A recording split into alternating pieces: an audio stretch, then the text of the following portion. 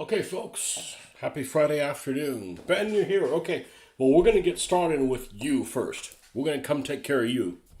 So, and I just figured I got about an hour and a half or something like that. I've got this Airfix Opal Blitz and Pack 40 that I got for a couple bucks. And literally $2. And also this Eschi 250/9 half track. I don't know why it's in gray. If any of these vehicles ended up being in gray, it wasn't for very long.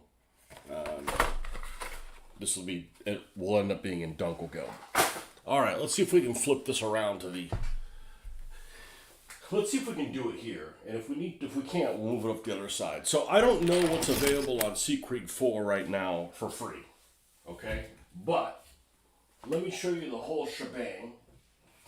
Well, let me show you what you need minimum, okay? And this is how it came. It came of kind of this your Public Enemy #1. It came with these buff colored sheets. This is from the original game. This is the Secret 5 sheet, what it looks like, which is really complicated. Think of this like the DBA Army list, okay? It's going to look really complicated. It isn't that complicated, okay? But it does need a guide like how to get through from point A to point B. Let me see what else we have down here. Because I haven't looked at this stuff in 25 years, but I've played it so much and I ran the whole game that I'm very, very, very familiar with it. This is just scenarios. Okay, this will need that as well. I think that's all we need. If there's other parts of the rules, I don't know what the hell they are. They're not necessary stuff. Like weather and all that kind of crap. You don't need that shit. Okay? The rules shipped out on the charts all on the site if you Google Sea Creek 4. Okay. So, I have a feeling I have one of the things here that you will not have access to anymore. Alright? Alright. So, let me see if I can put this together.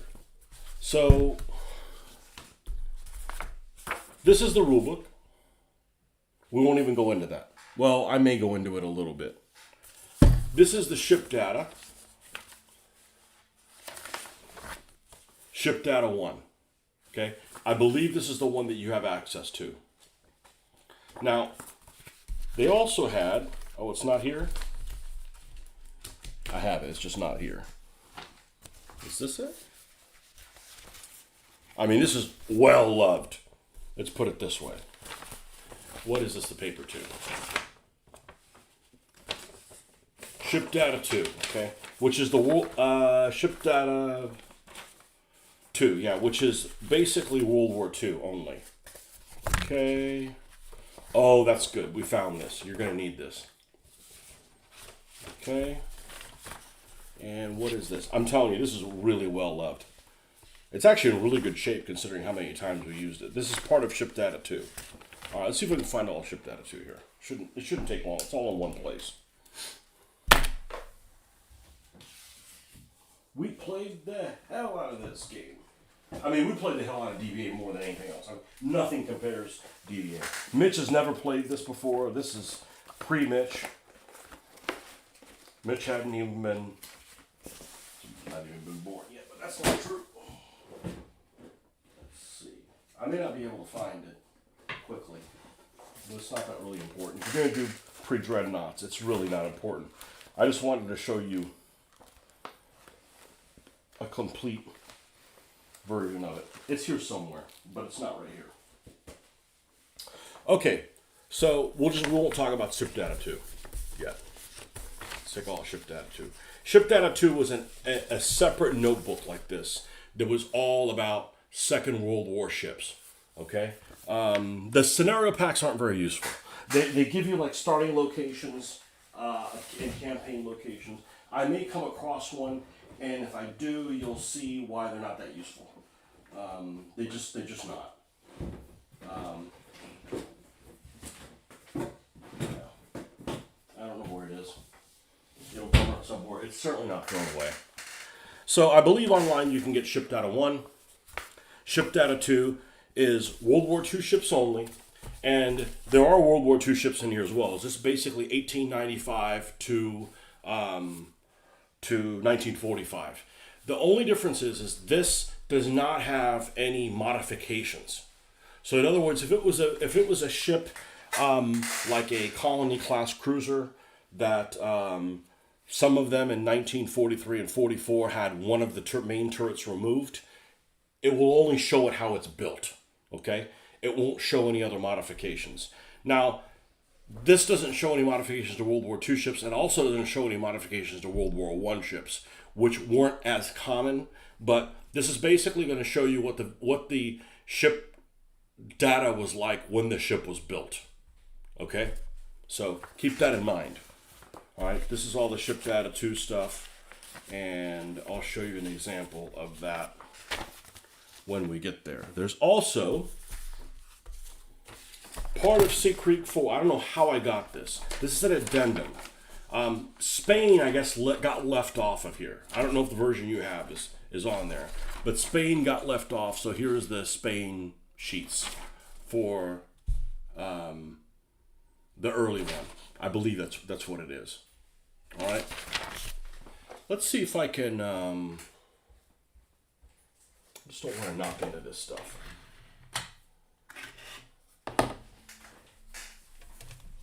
I use the phone, but I don't know if the volume is back on yet.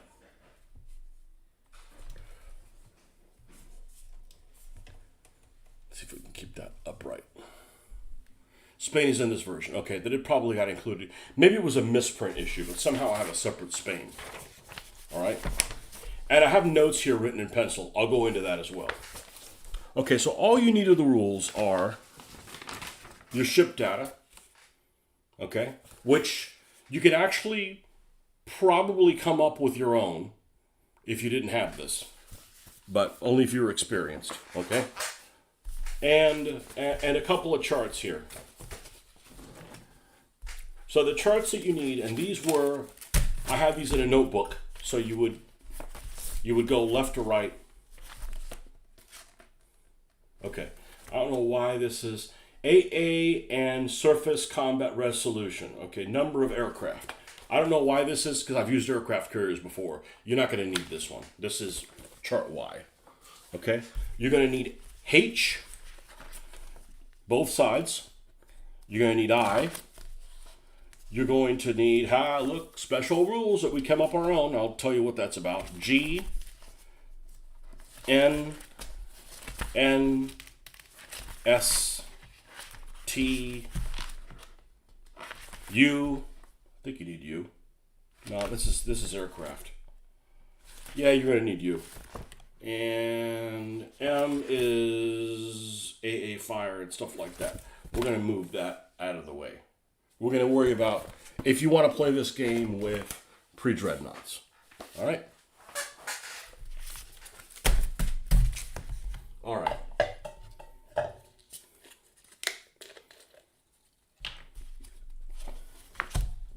So basically you start the process with every sheet, basically working your way through these.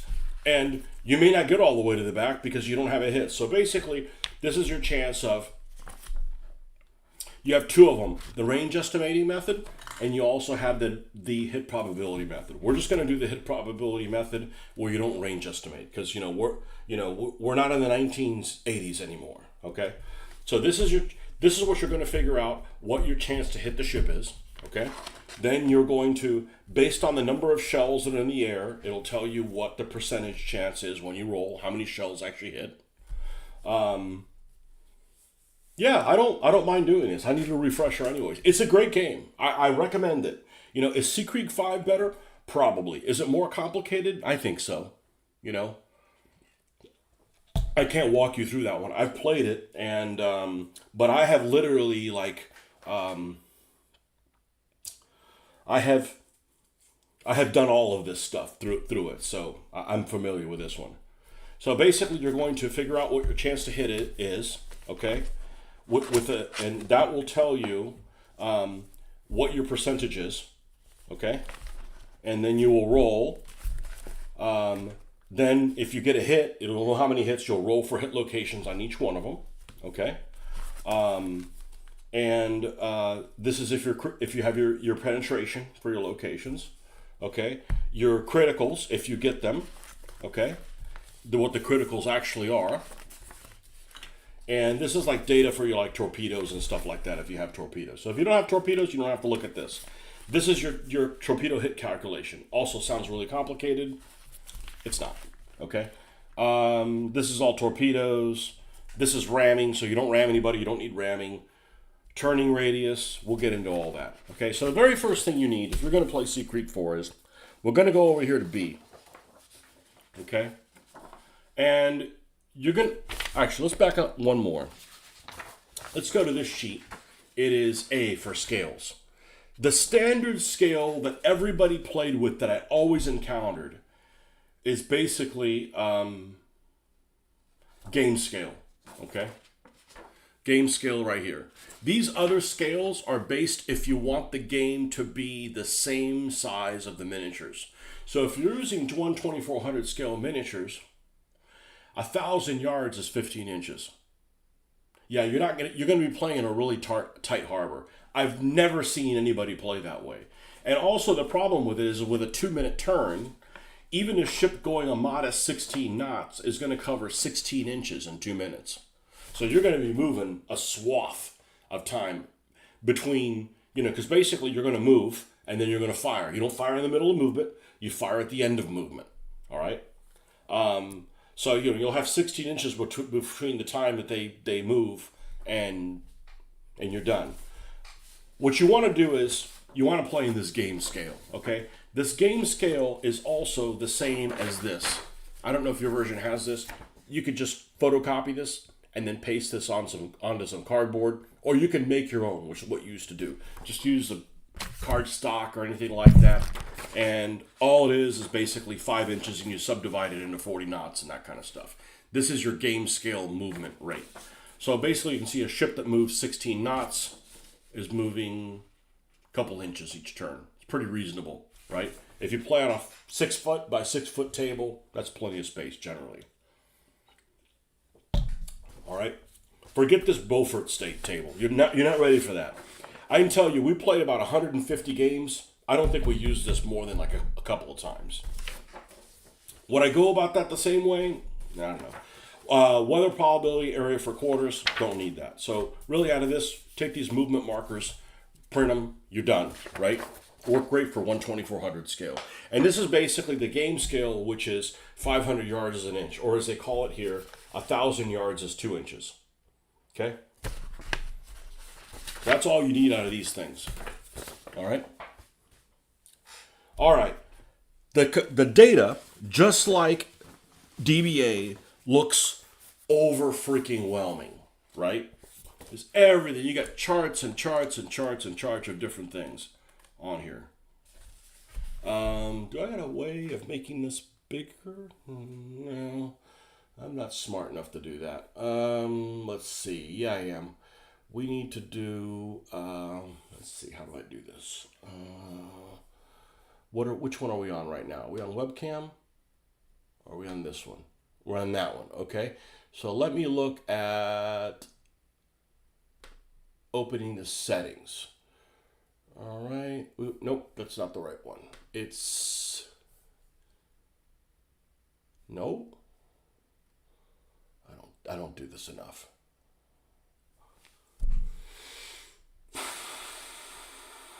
I don't freaking know how to do it. I don't know how to do it. I'm retarded when it comes to electronic shit. Okay, but here's your ship data for each one of your ships. So if we go to Great Britain and we're going to play with, let's use Dreadnought. It's appropriate to use Dreadnought. Let's find Dreadnought here. Or King Edward VIII. Dreadnought's got a lot of notes, and I'll talk to you about the notes.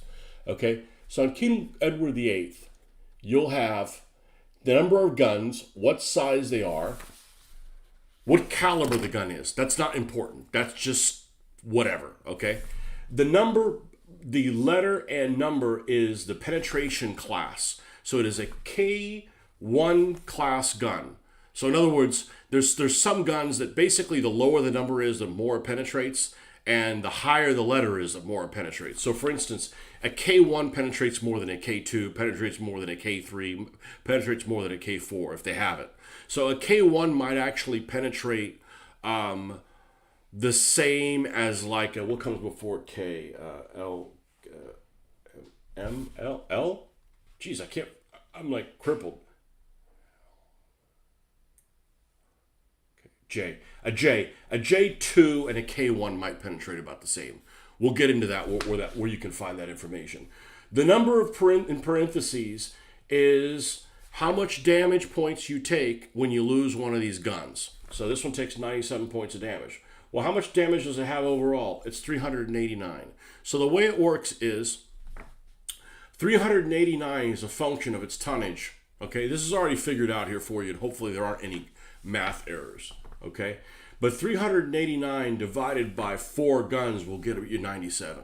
So basically, when you're 25% damaged, you'll lose a gun. When you're 0.5% damaged, you'll lose the other main gun, and so forth. So this is kind of like it's kind of an archaic way of doing it, but this was designed in the early 80s. So if you don't get any criticals, you will have half your firepower and half of your speed and half of your torpedo tubes operational when you're half sunk.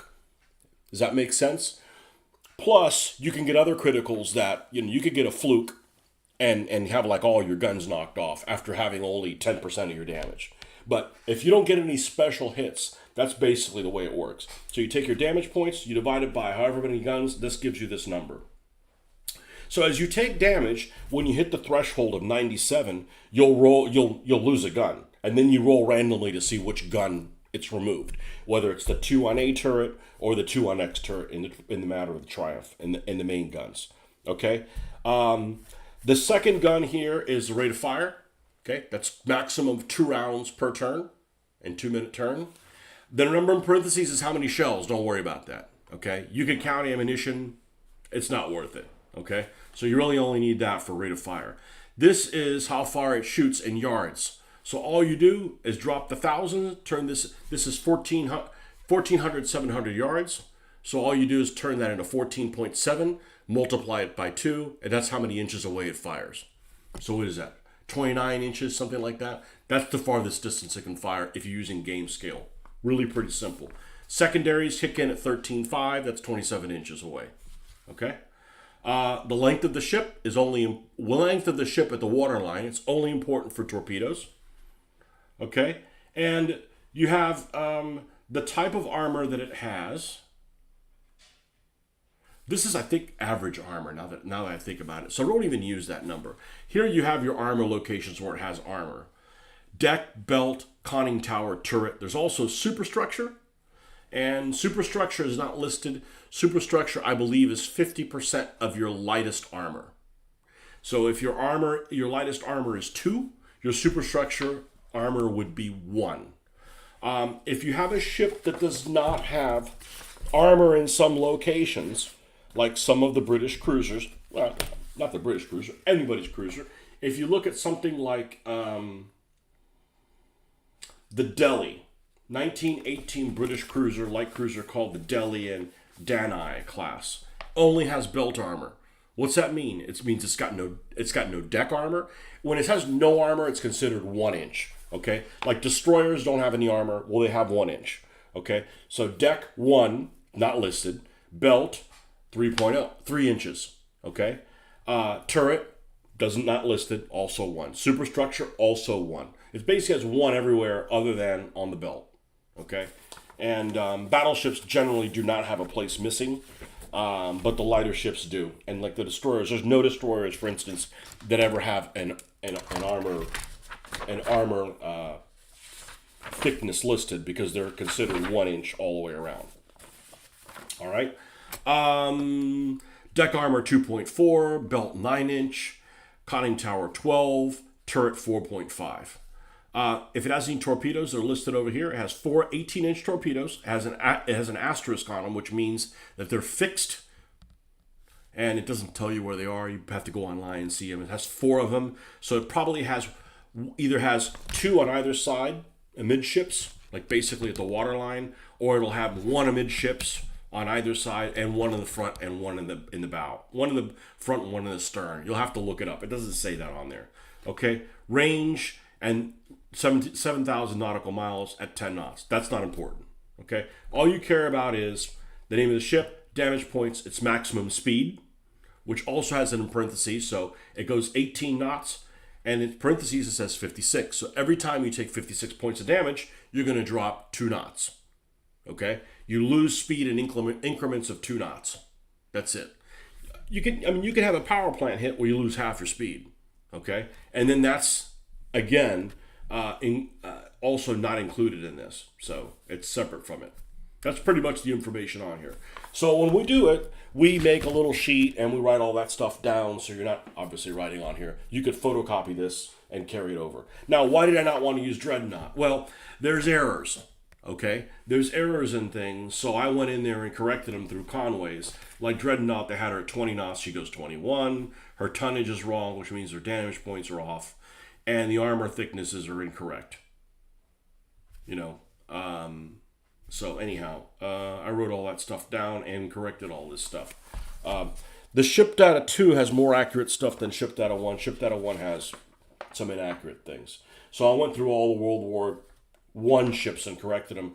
I didn't correct the World War IIs because I used the ship data for World War II in there instead of that. Let me give you an example of, because somehow I've got some sheets of the ship data 2.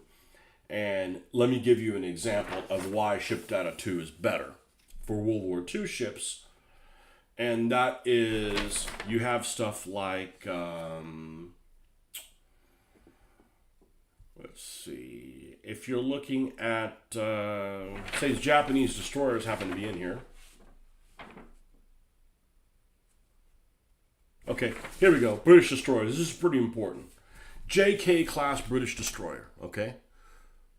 Kelvin and Kandahar and Jackal and Janus and Jaguar, all those. They're in the Mediterranean, they're all over the place. Okay? It gives you, basically they've got 6 4.7 inch guns, rate of fire 16. That doesn't mean... No. Siegfried 5 is something totally different. I'll find ship data 2, and if you need a copy of it, I can get a copy into your hands. I have it somewhere. I don't know where it is, but I have it. No, the Siegfried 5 it came with a few ships, and then the rest of them you have to buy them on CDs. Remember those things? And you have to buy them individually.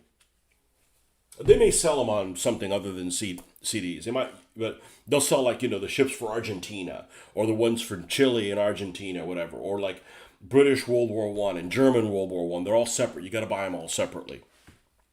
And I don't know that they were trying to, do the whole codex thing to rip you off. I think it was more like they put the game out and they didn't have time to. They have limited resources of people doing the ship data, and it's a lot more complicated. So you saw what the ship data is here that you have to write it down. Let's look at a ship data sheet for Siegfried 5, and you'll see how it's a lot more involved. And believe it or not, it's not that complicated. It looks really complicated. Who we got on here? We got Exeter on here, okay? Here's Exeter. So Exeter, you've got the layout of the guns. Same thing. You're going to have the rate of fire. You're going to have all kinds of... And here, this is set up so you could do your own hit chance on here directly. This is supposedly easier to use if you know what the hell you're doing. I don't. I do have the rules. I've never run them by myself. I don't plan on ever running them by myself. I thought at one time it's more accurate, I think, but... I can't walk you through this one because I don't know. And it's a big investment. So I think you should try this. If you like this, if you have any questions with this, well, you can ask me because I'm really familiar with it. I was not involved in the creation of it at all, but it was like my favorite game forever. I mean, I got into wargaming when I found out you can play with ships I'm all about this, right? So I started with this, played about 150 games. The ranges and the scale of the game and all that is exactly the same for Siegfried 5. As a matter of fact, in Siegfried 5, they don't even recommend you playing in anything other than the game scale that you're already familiar with. The turns are exactly the same. It's like Squad Leader, Advanced Squad Leader, but they're offering Squad Leader for free. You know, I would not want to play any naval game with less detail than this. It just, it's not for me. Okay. So, anyways, that's the ship data. That's the ship data that you need. Well, it still seems pretty complicated. Well, it's not. Okay. It's not complicated. Now, all right. So we go and let's say you've got. Shit, I could even put on a game of this probably, but anyhow. So let's say you've got. You are going to need a calculator or be really, it's not that complicated. But so let's say we have a scenario where you've got one ship firing another ship. Okay, and you're going to figure out the target size. That's basically on the size of the ship. A lot of this is just repetitive, right? So you look at how many damage points the ship has, okay? And yeah, you don't start off with a base number. It's basically your base number is 0. Okay? So let's say the what ship were we using here? King Edward was firing at King Edward at its extreme range. All right? All right, so King Edward VIII has 4 12-inch guns, all right? And we're 16,000 yards away, so 32 inches, right? That's, I believe, the one that we're using, okay? So you want to see what your chances of hitting that at 32 inches away, 16,000 yards, all right? King Edward, I guess when I was reading it, I went up to 389, whatever. 502 damage points, okay? So it's 502 damage points. So it's a 2 to hit. It's your chance to hit. All right, it's not your chance to hit. It's the table that you're looking for. Okay, so it's a 2. Bearing from target. If it's broadside, you get an extra 15. So now we're up to 17. Did you hit it last turn? No, I'm firing it for the first time. We're still at 17. I'm the only ship firing there. You don't add anything. If multiple ships start attacking it, you subtract from your number. Okay, still at 17. Fire control system, and depending on what time period is what fire control system you have. So this ship was created in 1903. So 1903 top rangefinder plus 3. So now 17 plus 3, we're at 20. No radar assisted fire control. Range to target is extreme in this bracket. 16 to 1. It's 16,000 yards is plus 10. So see, I lost count. I would normally be writing these things down, right? So I believe we are at 2, 15 is 17, nothing for over concentration, 20, the range is another 10, so now we're at 30, right? Chance of the target, the first time you're firing, you're negative 14. Okay, so 30 minus 14, now we're at 16. How fast is it going? Basically, let's see, it's going at full speed, 18 knots. That's a 0. Okay, so we're at 16 still. No aircraft spotting shell splashes. No evasive maneuver, still 16. Sea state, ignore it. It's Beaufort 1 through 6, still at 16. Not in the smoke screen, still 16. Nothing for visibility improvement. You're at 16. All right. So we go to the next sheet, which is your hit probability. Okay, how many shells? Well, at 16,000 yards, you can fire a lot more than 2 shells per turn. So you're going to get 2 tubes, 2 shells for each tube. That's going to be 4 times 2, that's 8. That's going to be, so you come down here to 8 shells, and you try to do is the least amount of rolls. So 8 times 16 is this table right here. So you basically roll percentile, and if you roll out 01, you get 2 hits. If you roll 02 through 15, you get 1 hit. And if you roll 16 through 100, you get no hits. That's it. That's how you do it. So not very likely to get a hit. Now, when next turn, if you hit it, or the next time you fire it, see, there's a hit thing here for firing on new target. Your next turn, it's going to go from 16 to 30. Okay, because you're going to get that minus 14. So the next turn, the same situation is going to be 01 or 02, you get 2 hits. 03 through 22, you get a hit. And you're just going to be plugging around at that. Now, if you get a hit, it gets a little bit better, and you'll start getting into 05 to 28. But that's what your chances are for your main chance to hit. So let's say you get a hit. What do you do next? Well, it's kind of obvious. You need to find out where the hell it lands, right? So we're going to take this little sheet out here that says revised hit locations that I did after playing 150 games. That's not included in it. That's an additional cost. That doesn't come with your game. So you go to the hit location chart. You find out if you're a long range or short range. Basically, the way you figure that out is if it is half the distance that the gun can fire at. So it's 16,000 yards, 32 inches. So it's 16 inches and less, you're short range. At 16 inches to 32 inches, you're long range. So we're extreme range, we're long range. You roll a percentile, and that tells you what location you hit. And basically, aircraft carriers are different. But this tells you whether you hit the deck, side built, conning tower, turret, superstructure, or it's a dud. So if you roll really high, you get a hit, but it's still a dud. All right? I got to take a drink. You with me so far? It's not complicated. You just have to realize there's a lot of noise here, and what noise you don't have to pay attention to. Now, there's two kinds of armor. Horizontal and vertical. Deck, always horizontal. Belt, always vertical. Conning tower, always vertical. Turret, depends. Turret is at short range, vertical, at long range, horizontal. Okay?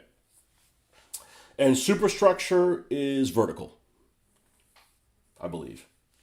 Okay? So you basically roll to see where you land. So let's say you get a deck hit at extreme range. Okay, so you hit the deck, which you would get on a 01 through 30. All right, on 01 through 30, you hit the deck. And assuming you're using armor piercing, okay, now you're catching it. It's a lot less to actually check than it first seems. It's not bad. It's really not bad. It's really not bad.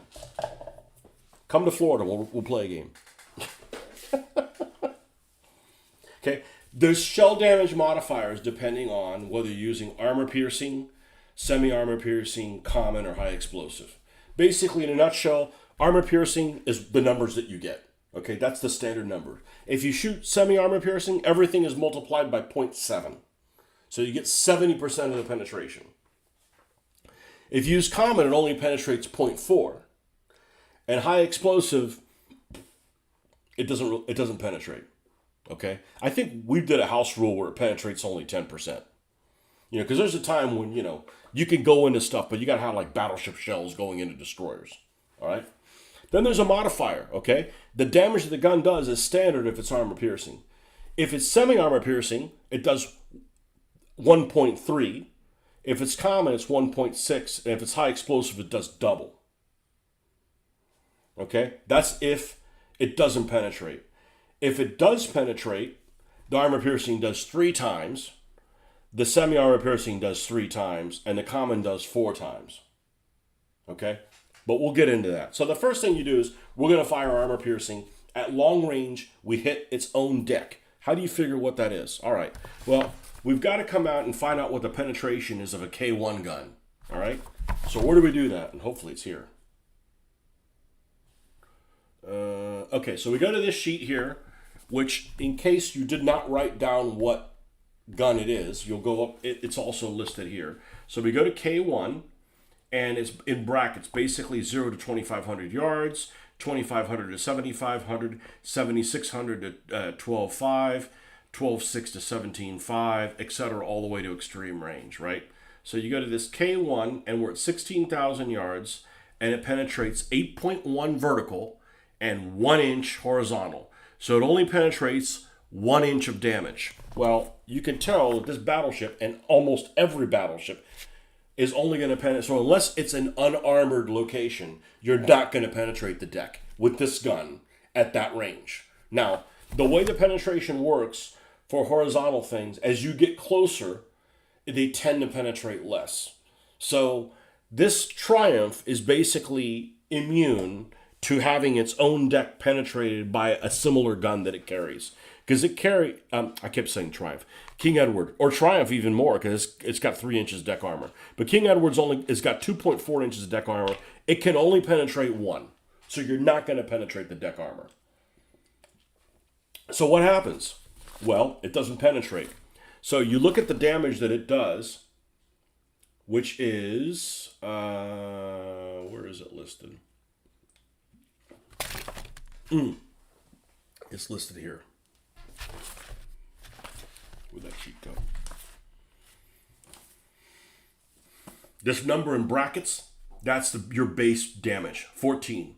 It's like, okay, you tell, okay, it didn't penetrate. That's 14 points of damage. So the other guy writes down 14 points of damage, and of course, nothing happens until it starts taking, 56. When it hits 56, it starts losing 2 knots. When it loses 26, it'll lose one of these guns randomly. Okay, so that's all that happened. Then you have a chance for a critical. It's a non-penetrating critical. All right, and you'd be able to figure that out by, on this chart here, it says probability of critical damage, no penetration with armor piercing, it's 20%. Okay, so you'd roll a die. Let me go grab a set of percentile dice.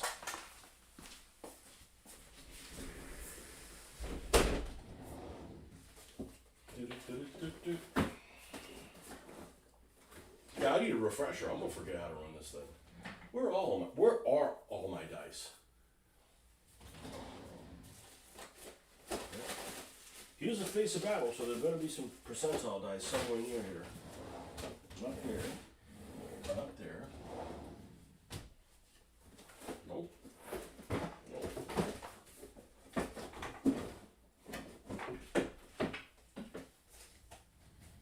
Fuck. Why hide things from myself? Alright, well, let's just pretend I rolled a 56. Well, if I roll a 56, it's not less than 20, nothing happens. If I roll 20 or less, I get a chance for a non-penetrating critical.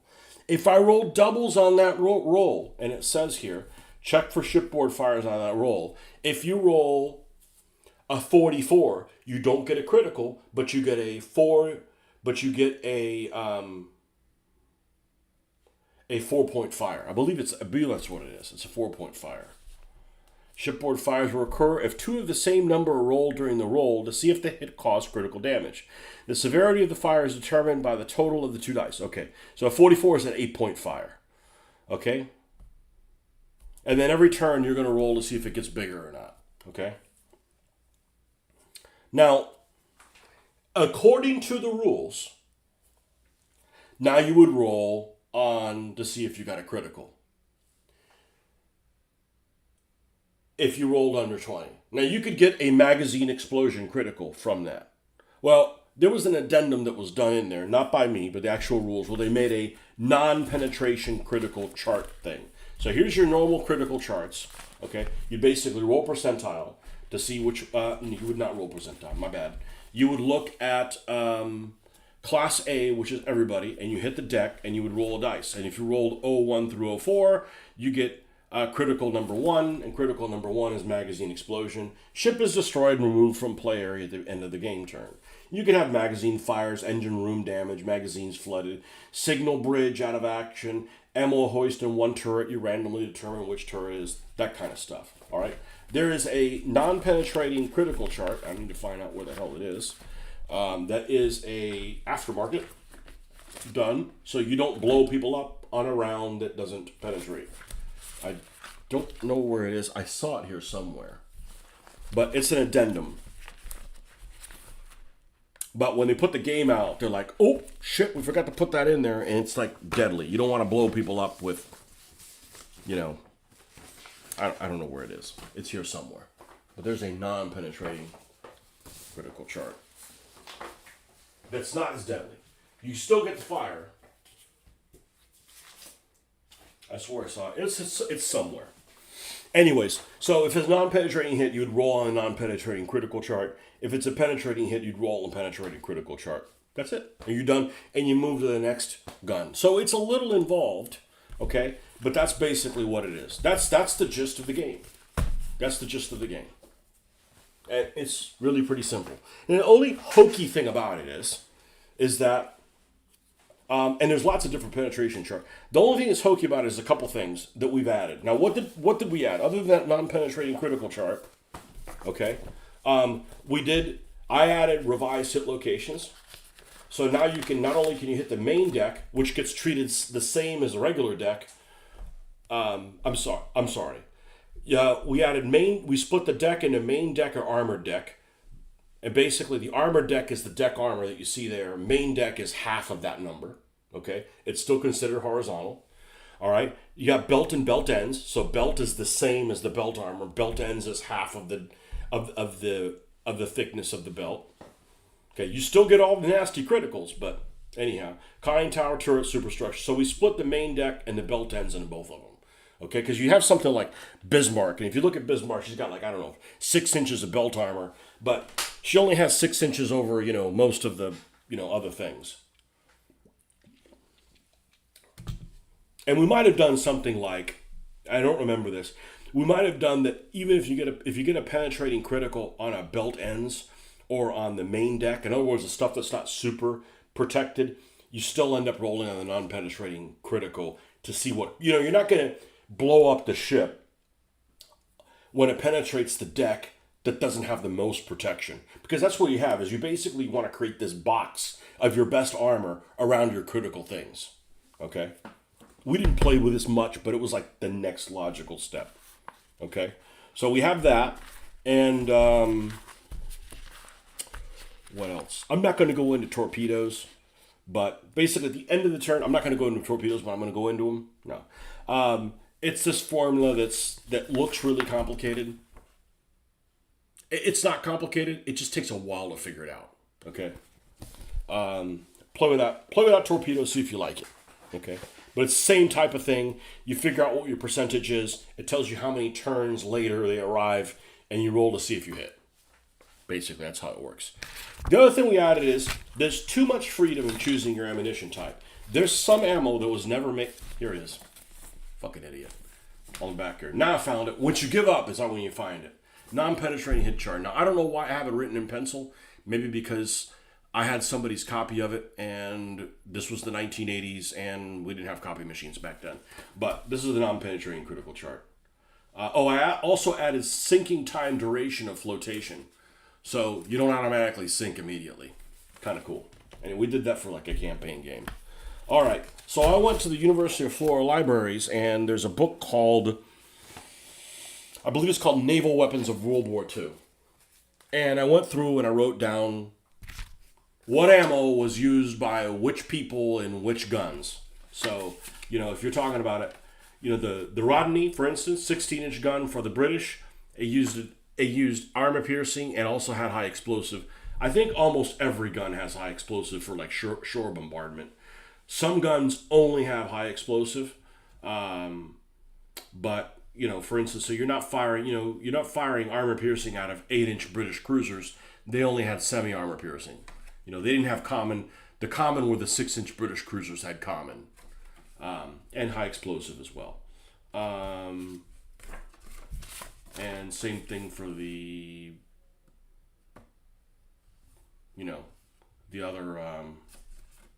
other nations. So, anyhow, that's it. It's a fun game. It's I would never play it with range estimating again, and it's available free. It was really inexpensive before, like $25. I don't know, $25 was a lot more money back then, or we got paid a lot less. So, in that respect, it was a lot more money. Hopefully, you found that out. If you need any help, ask me, because I'm really familiar with it. And hopefully, this wasn't on mute. But the scenarios are not worth it. All they give you is like, here's a scenario of such and such operation, and these ships are at Gibraltar, and these ones are at La Spezia, and then these other ones are in Brindisi, and the British are trying to run a convoy to Malta, and that's it. That's all it tells you. It doesn't give you anything else. Shell availability? No, it's not in Jane's. But you know what? It's probably available for free on the internet. I bet I could find it on the internet. So, everybody's battleships have armor piercing. I don't think, at least in World War II, everybody's battleships have armor piercing. Not all the other ships have armor piercing, but all the battleships have armor piercing. They're meant to fight other battleships. So, like, why wouldn't you put, you're going to put the biggest gun you can and have it penetrate the most on the gun? I mean, otherwise, why put it on the battleship? Some of the cruisers are really meant to, like, take out destroyers and stuff like that. They just need stuff that's good enough to destroy destroyers and rapidly, So, anyways, hopefully that was helpful and give you kind of an inkling of what it is. It is simultaneous fire. So basically, what we did is we roll for initiative. Okay. All right. I want initiative. Do I want to go first? I want my opponent to go first. All right. I'll go ahead and move first. So I move. You don't have to plot anything down. You just move your ship according to that. And you have to move a certain number of distances before you can make a turn, that kind of stuff. And then your opponent moves. And then you write down who you're firing at. And then you resolve that fire simultaneously. And then rinse and repeat. It's pretty easy. Something I've been experimenting with is giving AI Wargame rules PDF and then asking questions I need help finding something or need something explained to me. Yeah, well, you're the AI guy. And that's great because everything's turning into that. I am not anti-AI, but I don't ever say anything into the phone. I don't speak into the phone because if I speak to it and it doesn't pick up exactly what it is and I have to type it, I'm like, why didn't I just type it to begin with? So it's a great game, and then the fact that it's available for free, the Sea Creek 5, one of the things that they changed is the damage points in Sea Creek 4 is completely proportional to the tonnage. It's like the tonnage of the ship times 0.033 or something like that gives you the number of the damage points. So if you have a 50,000 ton battleship and a 5,000 ton cruiser, the battleship will have exactly 10 times more hit points than the cruiser will. Right? Because it's 10 times bigger. And it's completely proportional. And Sea Creek 5 goes away from that. The smaller ships have more damage point per ton than the larger ships do. And I think that's more realistic. But, we played that for freaking years. So, anyways, this is a great game. All right, instructions for Opal Blitz and Pack 40. I don't know if there's any kind of decay here. We're actually going to make this Pack 40 gray. And the truck will be snow. This will be a snow truck.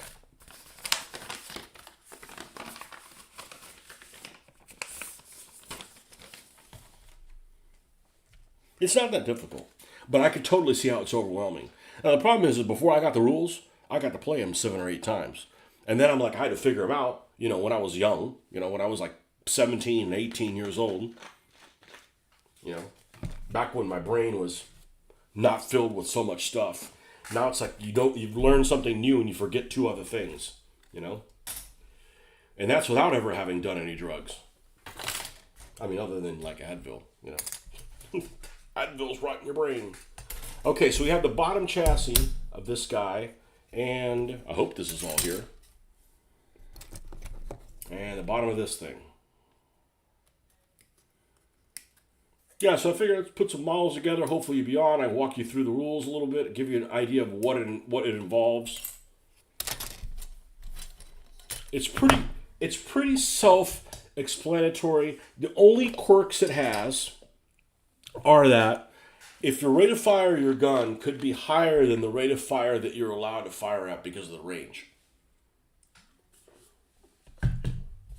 So like 60 inches, 30,000 yards, you get 2 rounds for each gun. It doesn't matter what it is. Doesn't matter whether it's a battleship gun. Doesn't matter if it's a destroyer gun. Not that destroyers can fire that far. But it doesn't really matter what it is. When you start getting under 48 inches, it goes to 3. And then something like 36, it's listed in the rule book somewhere. It starts going up to like 6. So like battleships, when they get really close, they can't fire any faster. You know, basically that King Edward, what we were looking at, 2 rounds per turn per gun. It's never going to get better. It will never fire faster. Now, there's a rule in there where you could like rapid fire, but that's a special situation. Okay, but it's basically that's as fast as it's going to fire. So the smaller ships, as they get closer, are able to, the shells land and they're able to correct kind of stuff. So you want to get up and close with the small ships. You generally want to stay far away with the big ones.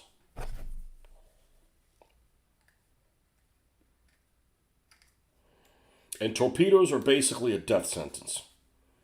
You get hit with a torpedo in there.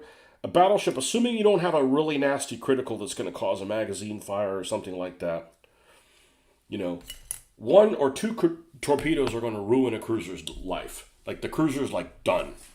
A destroyer, you get hit by a torpedo, it's over. If it doesn't dud, it's over. Game over. All right, we're going to need these 2 parts. We're going to need this, the over-engineering of these leaf springs. I'm not a fan of leaf springs. What I keep... Oh, because the gun parts aren't just on here. There's other stuff on here as well. All right, where are the leaf springs? Assuming this is complete. It may not be complete. It did come opened.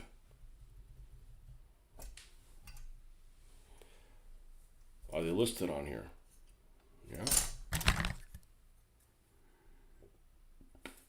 Well, if we have a problem, we'll go to the next model.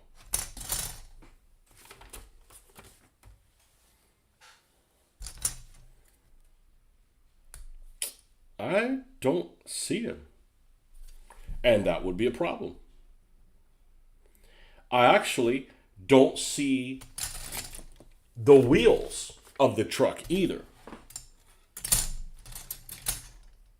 Okay, fuck it. We're done.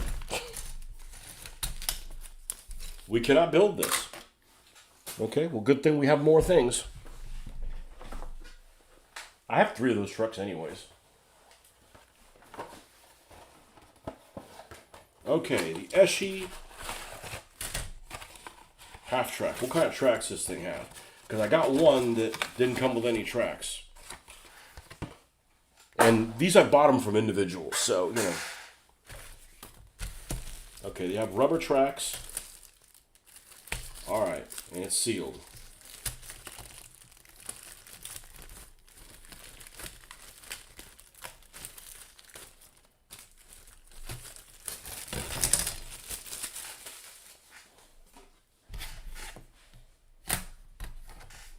Yeah, nice little etchings here for the grenade. They actually called them grenade.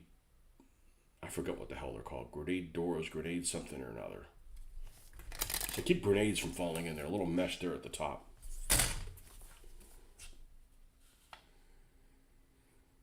Yeah, this is already, there's all kinds of errors here. German half-track 250/9 armament, 137 millimeter pack. No, that is a 20.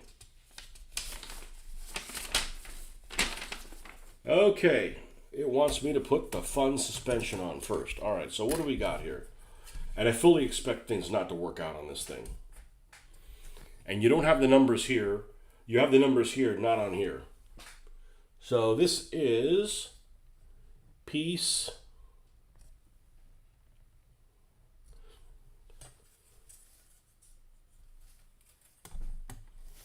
8 and 6. Okay, so it wants me to do 6 first.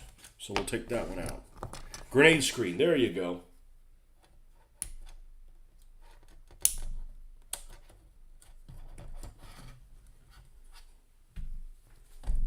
Yeah, and they labeled all of these little wheels different, even though they're all basically of 2 different flavors. Okay. Yeah, so this is really tedious trying to find which one's which. So this wants me to put B34 and C35. Okay, here's a 34 here. These are the 27s. These are the 34s, and these are the 35s. It's the same damn one. All right, so this is the back of them here. Yeah, look how brittle they are. I literally just chopped it off of one side and the other one just came off. Just because how dry it is. Okay, that's the insides. I'll face them the other way.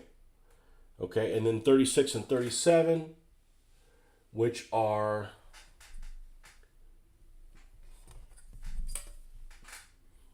one of these and one of these, which these are all the same. But I will do exactly what it wants me to do. Also, how many Panzer Lair dudes did you paint? Two Fat Lardies uploaded a mini campaign on a Patreon of a platoon, one versus the British. I didn't paint any Panzer Lair guys. I am, and when I say a fan of, I am not a fan of Nazis. Okay? But there are certain units that are more interesting to me than others. Okay? Panzer Lair happens to be one of them. And it's not because their infantry has tanker type uniform, because they do. Supposedly the intrinsic Panzer Lair infantry had the double-breasted tanker's uniform in a field style, in a field gray. I think it looks stupid. I don't like double-breasted tanker uniforms. It looks odd. So I have the Panzer Lair scenario called Heroes of Omaha and Panzer Lair. I've played a couple scenarios out of it. I'm just going to use them as regular German infantry. So I just use them as regular German infantry. Battlefield, and somebody else may make them. Simon Soldiers may make them as well. Actual Panzer Lair infantry. But go look at it. I don't like the way they look. I'm just going to use regular infantry for them. Panzer up the mini campaign, a Patreon of a platoon versus one of Brits. Yeah. A Panzer Lair is, it's an elite unit without being SS, which, the regular army did bad shit too, but the SS definitely did bad shit, and they had to, I'm not a German apologist, but I can see where some people were like, well, these guys really didn't do anything. Well, they didn't fucking ask. They were still fighting for a terrible regime, but they didn't ask exactly what they were doing at the concentration camps. The fucking SS knew, and reveled in it. So I'm not a fan of doing SS stuff. I would, but every time we use them, we gotta go out of the way to mention how bad these people were. Okay, and then we have 28 and 29. And that's, with me saying I wasn't even, my people, quote unquote, weren't any of the groups that they were going after. And still, it's some bad folks. I don't have a problem playing them in a war game. I hate communists. I have no problem playing communists in a war game. All right, let's clear this stuff up. This one here. These seem to have been remolded. Like, for instance, I think that these molds are actually really good. They're pretty crisp. I didn't know the Two Fat Lardies had a Patreon. I guess everybody's doing that except me. Oh well. I got no interest in doing any that paperwork that goes along with it. Like I said, I don't want to take you guys' money. We're here just to hang out together. If there's a service I can provide that is fun to me, I'll do it for free. Like looking through those rules. I don't mind helping people out. It's fun. I don't want your money. I don't want to take other people's money. If I had to do a Patreon, it would be 3D Bot Maker. Because he's incredible. I don't know. Hopefully he's not a communist.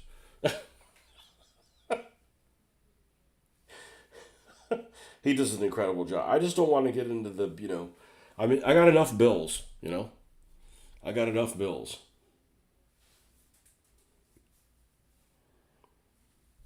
Hey, I could do a Patreon, and then I could use it to fund the Patreon of somebody else. That's like when you go through Starbucks. That's really annoying. That's happened before. They didn't do it this year, but a couple of years ago, you'd go to Starbucks to get something in line, and you'll go, I'll get a, Trent iced coffee, black, no sweetener on it, and, I don't know, bacon, egg, and cheese biscuit, or whatever the hell it is. And I go in there and go to the thing. Oh, your person in front of you already paid for it. Would you like to pay for the one behind? And it's like, it's fine, but what if I order like $8 worth of stuff and the guy behind me is $32? Like, that's not really fair. So, like, just cut the crap and kind of just buy my own stuff, That used to happen a couple years ago. It's just annoying, All right. So this is going to go in here. We need to trim this up as well. One thing I wanted to mention, you guys, I don't know how big a town you live in, but my town's not very big. And it just seems like, at least here in the United States, I don't care how small your town is, there's always at least one celebrity. And by celebrity, I don't mean somebody famous. I mean somebody kind of infamous. We have a couple guys in this town. One of them is this young kid who's, who gets his thrills by waving at people as they go by. Okay? Like, not really a big deal. But he's like he's there every day. And he's like listening to his boombox. And he's like, I mean, if I did that kind of stuff at his age, I'd get my ass beat. I'm not saying we should beat that guy up. It's just he's a little weird and over the top. And yeah, we got some folks that are definitely loose cannons. Okay, I made the mistake here. We're going to have to figure this out, what piece is which one. As I flip these over. All right, so it wants me to do B34 and C35. Okay, one of each of these. Okay, these look like they're indented. They go inwards. Okay, that's these two. All right, and then 37 and 36 are these two out here, and they go outwards. So they're this one. Okay, so I will draw them like that, and then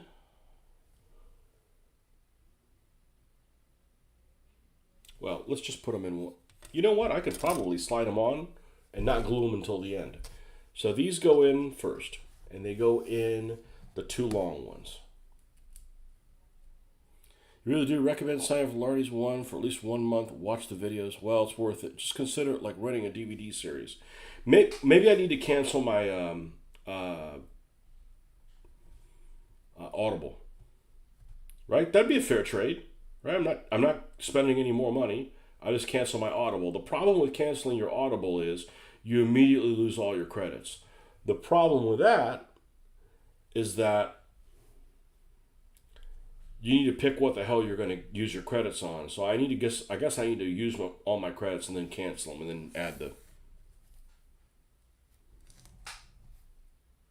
Do you get one-on-one text with Rich? I like Rich. I like him a lot. I like his delivery. He's, I think, really good at explaining things. Much better than me. Disclaimer, I suck at explaining things. I do. I wish I didn't. I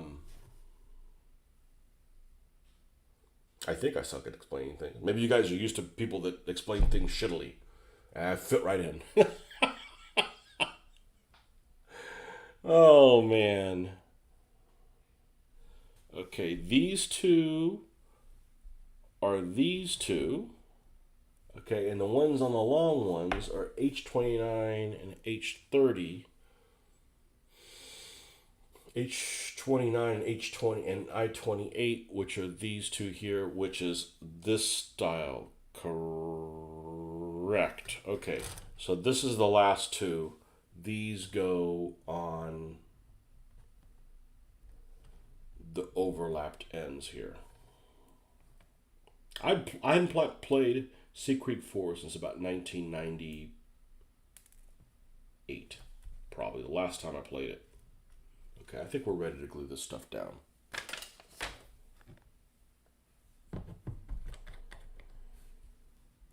Except we lost this one. So this one goes here. Come on. And if I fuck it up, it's not that big of a deal. I'd just rather not screw it up. And some of these instructions can be too complicated. Like I screwed up one of the Zvezda Panthers. One of the Panther D's by Zvezda. I screwed it up and I put the running gear in backwards. Whatever. Keeps me from being perfect.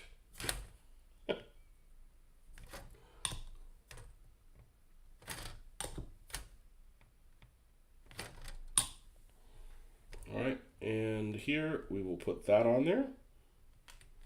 And we will put this one on here. Yeah, I want to take your money. Take Google's money.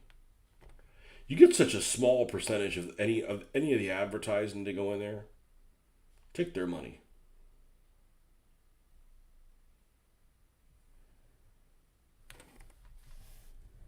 And then this one goes here. Yeah, a 13-year-old me wouldn't be able to handle this.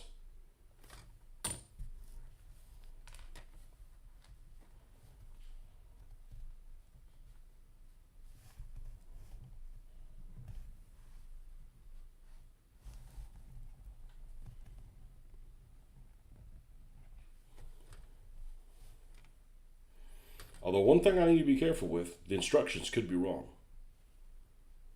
But this looks, the end result looks okay. So far.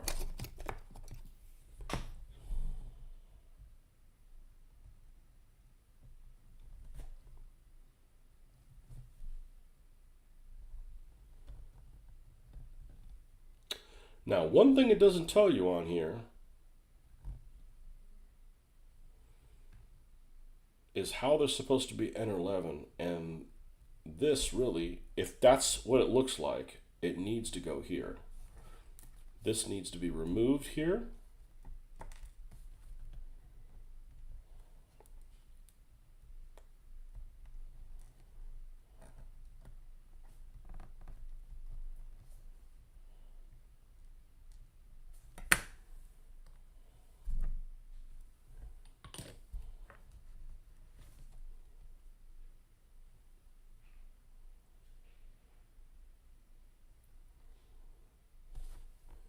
I don't think this fits correctly. I don't think this fits correctly.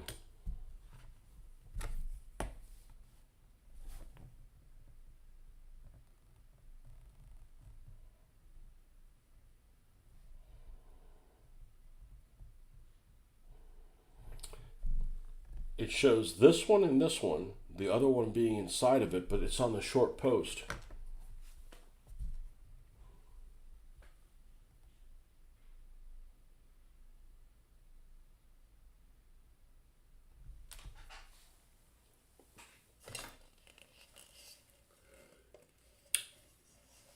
Well,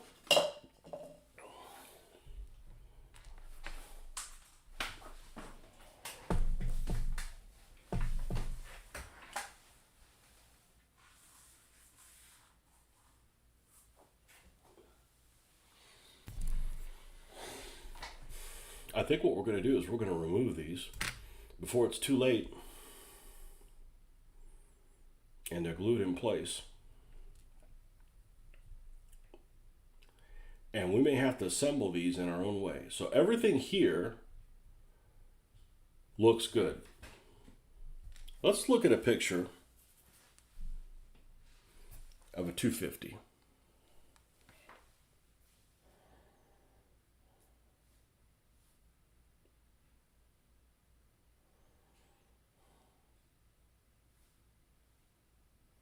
Images.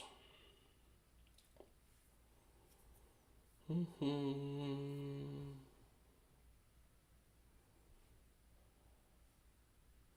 right, we'll use this model kit here.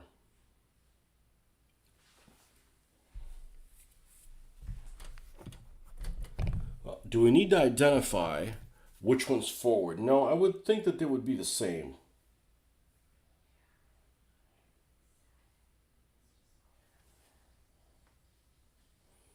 Let's look at this 3D printer.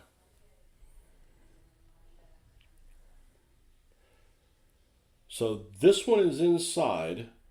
This is messed up. This is messed up. Damn you, SG. You guys are not very good.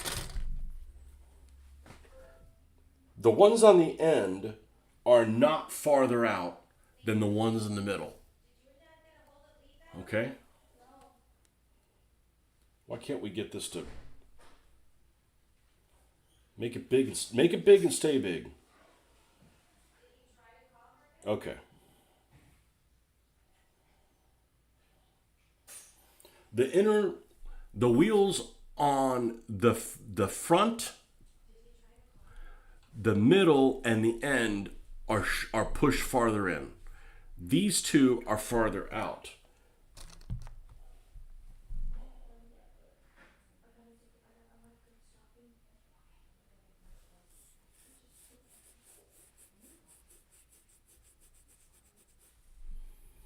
One, two, three, four. 1, 2, 3, 4, 5. So one of these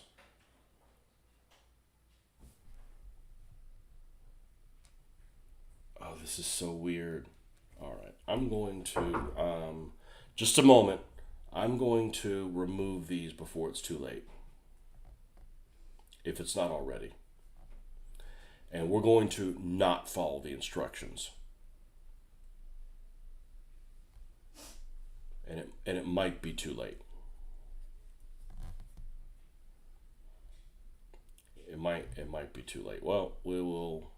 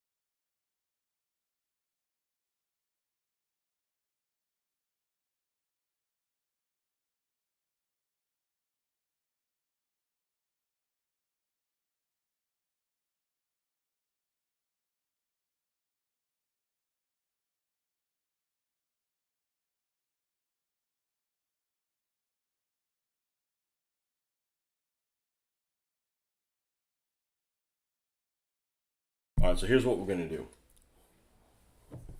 Because it's obvious that we need to babysit this. So I'm going to set this aside. Obviously, we're not going to work on the next side yet. I'm going to advance on this until there's one piece that goes on the ends. And I will install that one first and then work based on what it looks like, and we'll be able to figure it out. All right, so I'm going to, this is the bottom of the hole. Now you know why people sell these things. Like, why is this only $2? Because it blew somebody's mind. Like, I'm not letting this little fucker get away with it. Like, we're going to build your little Nazi ass, and then we're going to have some commie shoot at you and blow you the hell up. Actually, this is going to be, there's a scenario for Panzer speaking of which, that they get one of these in a recon battalion, and this is going to be a Panzer recon vehicle. So we'll let some Allied troops, in that Panzer scenario, it happens to be the Americans, some Americans blow you the fuck up. How you like them apples, Adolf? I think this one's dull. Maybe I'm getting confused with this one.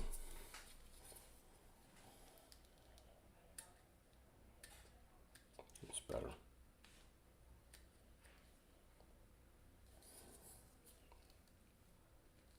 Yeah, it was already saying something doesn't seem right. Let's stop.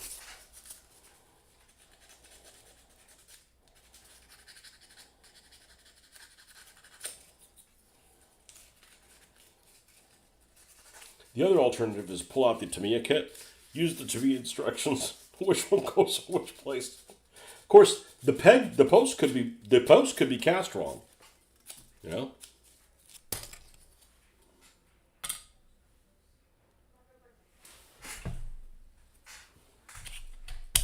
Okay. So on the end,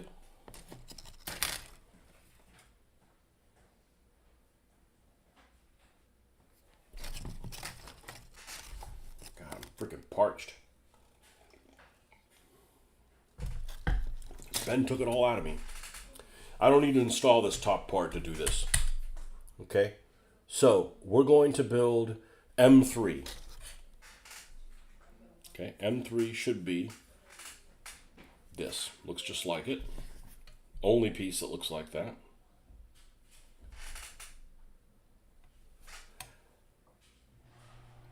Does have a little of this showing, so let's cut this all the way to the end.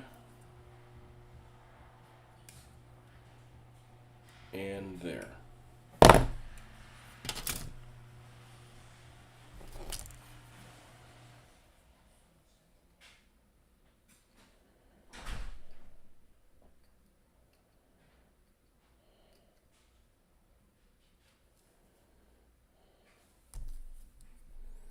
Now you know why somebody was selling this for $2. The Lair mini campaign is around Newville. Is it, which set of the rules is it for? Because they've got multiple different rule sets. Ain't Been Shot Mum is a little, it's zoomed out more than Chain of Command, isn't it? I like Chain of Command. I mean, if I hadn't come across this, if I didn't have to, if I had all the time in the world, I would just play Chain of Command and modify it so that it has more detail. Because it's actually pretty cool.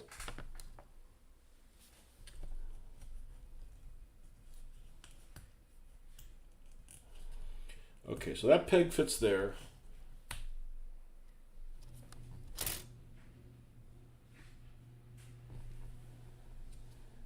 Okay. I'm like to go on the record and tell you that SU models suck ass. Okay? Now that I've said that, here's why.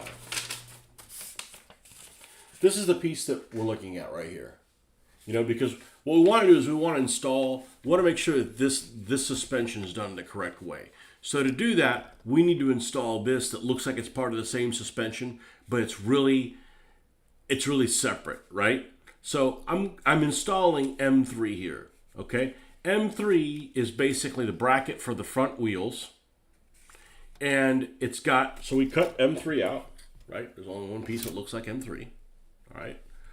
And it has a hole here on this sloped area, which you can see that it's here on the sloped area as well. And one here on the body of it. And this has two pegs. One of them here and one of them here that's supposed to fit onto it. And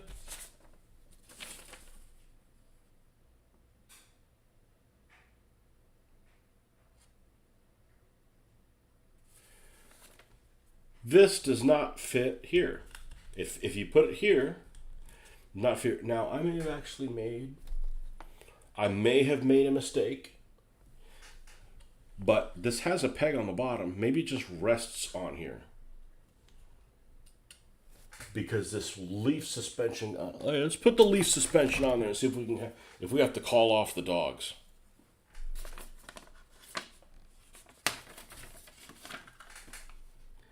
Regardless, that's 16. This is 16. All right, maybe that's what it was.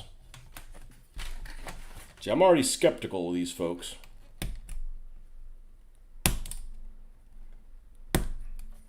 At this point, I don't give a shit. It's going to get built because that stuff's hidden underneath there. We can hot glue gun our way out of anything.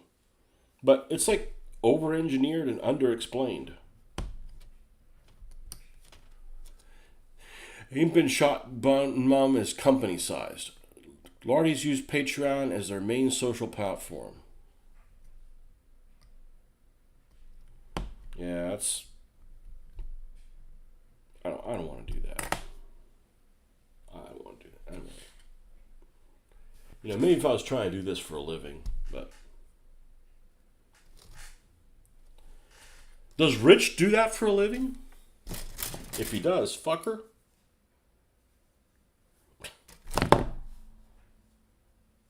I got too much overhead to be able to do that. What if I... Okay, so does this glue in here? Does this glue in here?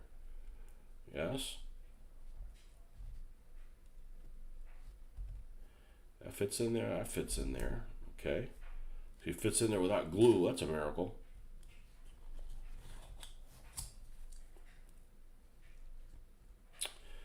That's what it is. That piece goes there. All right.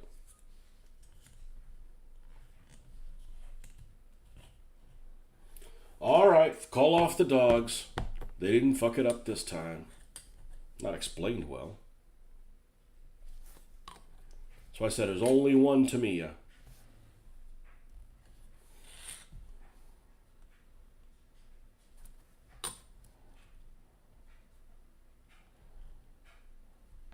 And Plastic Soldier Company would just put all these pieces on there. It's all one piece. Perfect.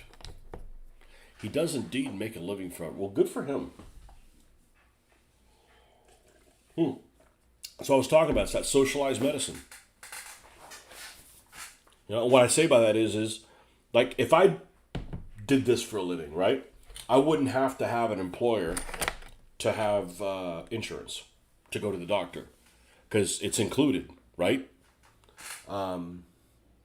So cottage industries probably do better in the UK than they would here in the United States, simply because of that. Now, look at this over-engineering. Not only do you have a peg here that you're supposed to put these wheels, which, by the way, are molded very nicely, but you need to put this other piece that goes into the wheel to go into there. That's crazy. That's crazy.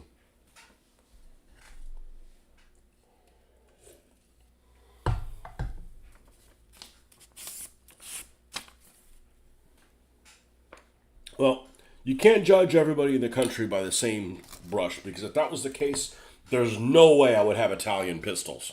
Because I'd be like, they're going to just blow up in my hand. If the same people make them. O and N. Where the hell are O and N? O4 and N2.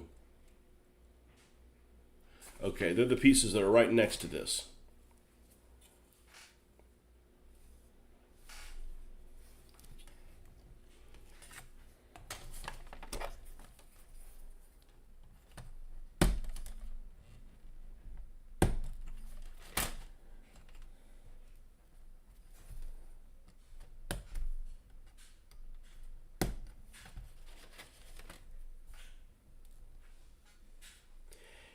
It only has to happen once. Well, I guess twice. Just down chain of command 2 and at the sharp end 2. Big chain of command 2. Well, I bought one of the, I have no plans on playing chain of command, but I bought the scenario book for Wintergewitter like 3 or 4 years ago. And I was disappointed. Because I have this idea that there's some kind of magic. There's some kind of magic that when people put together something that I am really interested in and just can't seem to find any more information on it. As somebody who's an expert, I'm going to call Two Fat Lardies an expert, right? They're interested in getting things correct. Maybe they have some secret tome of books and stuff that just isn't available that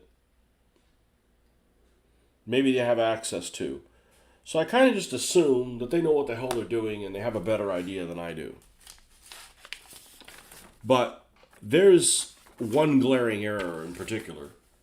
And as soon as I saw that, I'm like, well, I guess they're not infallible. I mean, we all make mistakes. I make them all the damn time, unfortunately. Now the question is, what angle is this going to be at? I better put the wheel. I better put these wheels on, attach them to that, and then attach all of that to that. And this may be I may use super glue for this. As much as I dislike it. Happy New Year, man. Well, I'm glad he makes it. I think he does a great job of explaining it.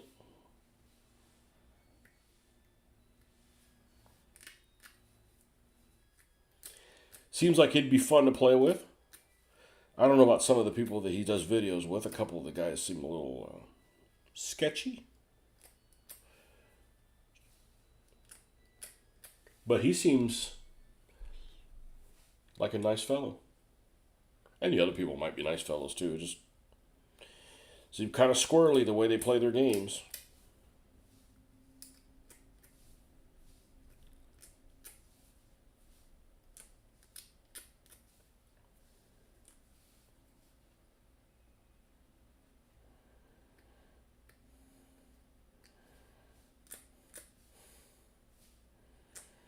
Does he do any of the painting, or he's just strictly there for the rules?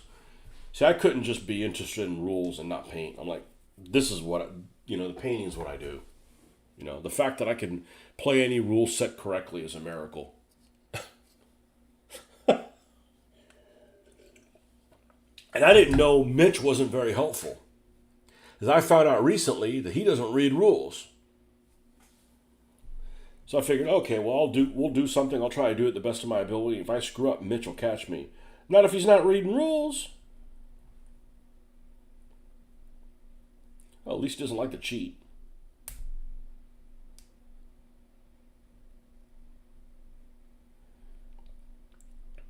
Okay, I'm going to install that in with no glue.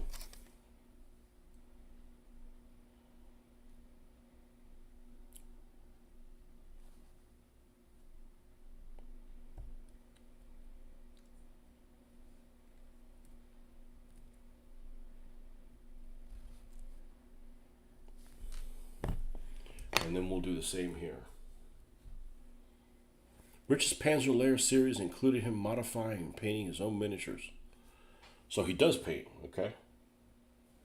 Well, whoever does their terrain, well, we know who he is. I can't remember what his name is.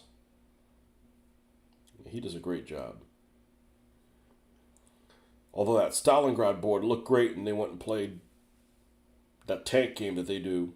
What a Tanker, which just doesn't deserve. What a Tanker! I've looked at the rules. It doesn't deserve a map a board that looks that nice, in my opinion. It's like if you play something like World of Tanks or War Thunder or something like that. You can play with other vehicles, but you've got a tank portion of the game that looks beautiful, and you have this map that just has tanks of all kinds of different nations on it, and even though the terrain might be historically accurate to whatever you're trying to represent, it's got no infantry. It just seems like a waste. Like, they should add an infantry. Like, it's just like a missed opportunity. I don't know how they would do it, but I'm just saying it just seems to fall flat for me. Okay, according to this, if the peg goes up, then it's going to be like so. I'm a little skeptical that the height is going to match up, so we will wait to make that decision until we end up putting the running gear on there. Okay, J and K are the sprockets. They're going to go into this hole, and there's no doubt about it. All right? So we will do that. That's these two guys. You haven't played a game since Huracan. Been a rough year at work. I haven't played much since Huracan. I may not go. Well, I don't know who you are. Maybe I do know who you are, but you're a local person if you're saying since Huracan. I don't know if I'm going to go to the cons anymore. I went every year from 2001 until, the COVID situation happened. And then it went back. And this last one at Huracan, it costs a fair amount of money. It's a lot of effort to take time off at work. And did I have a good time? Yeah. But I don't play DBA, which basically meant that I was busy the entire time. Yeah, see, look at this. You have this hole. It's got a little bit of indentation. What's supposed to go in here? This peg that barely is holding on for dear life. So this has every sign of I'm going to end up having to replace this with a T-pin and drill this out. Maybe I should just do that from the get-go. Just go ahead and drill this out, run a peg through there, because there's no way when I stretch this, the track on it isn't going to fall apart. Now, if it was separate link track, that'd be different. If I had the same feeling last Huracan, wasn't really fun for me. The older I get, the more I just pay and collect. Well, I like the social aspect, and I played Hero Quest basically the whole time, and had a great time with some great folks, including the guy that put on the game. But I'm just like, okay, is it worth it? Is it worth it? It's a night in a hotel. I just went for one night. So it's a night in a hotel, which we use points. And, it costs a couple $100. And the biggest draw is really to go to the flea market to get this stuff. All these guys I got at last Huracan for $2 a piece. But I don't need more stuff. I mean, I got tons of stuff that I'm not really collecting because I'm an anti-collector. Like, I don't want to collect things and just leave them there. I want to at least build them, share them with you guys. Let's look at the stuff, paint them. If I don't use them in the game, I don't use them in the game. I'm getting my $2 worth out of it. But the best part is going with the guys out to dinner. Really, which I don't really get a chance to do because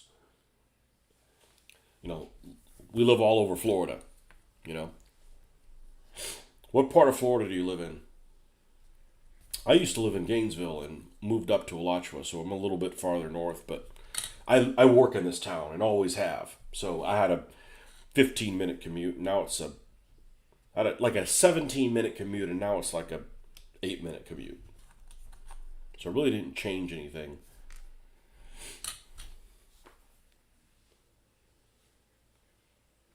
But when I was trying to sign up for what to play, there just wasn't anything I wanted to play. You're in North Tampa, okay. So, yeah, social aspects, best part, have fun seeing friends. There's, yeah. And there's just some people I'm not going to play a game with. I didn't encounter them, but there's some folks I'm never playing a game with again. They're none of the DBA people. They've never been in any of the videos. But there's some folks that are just, heavy-handed and miserable when they're playing a game. I don't want to be around miserable people, I go to game conventions to get away from the misery. This hobby doesn't pay enough. It doesn't pay at all to be, miserable. And, all right. Ay,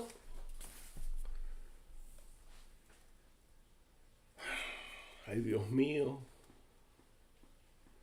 All right, let's put the back one. That's 13 and 12. Let's cut those two pieces out. I'm not worried about it. I'll figure this out. I've got enough, I've performed enough miracles. But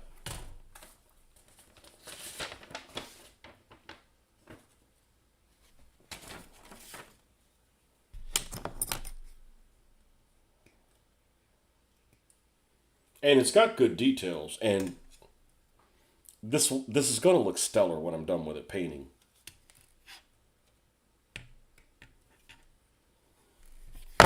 All right.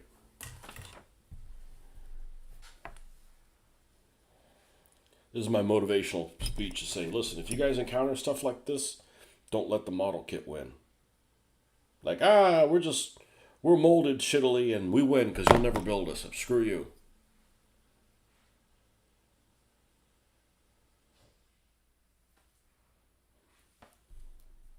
Well, there's a lot of people at conventions, and I avoid them, but there's a lot of people at conventions that just aren't having any fun, right? And there's some people that are miserable, borderline cheat, and nobody stands up to them. And I'm just getting to the point, I'll be 55 this year. I don't feel like it, but I'll be 55 this year, and I'm getting to the point where I'm tired of these folks that that you have to walk on eggshells around them. And I'm like, I'm not going to come to blows with somebody, but I'm going to put somebody in their place. Wow, this is barely holding on by a little piece.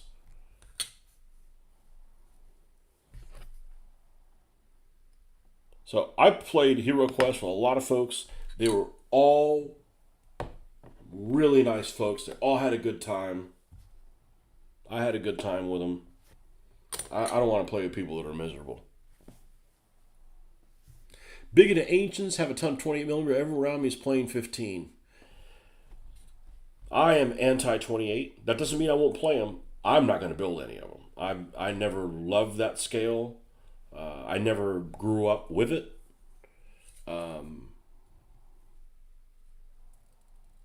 everybody did 15s.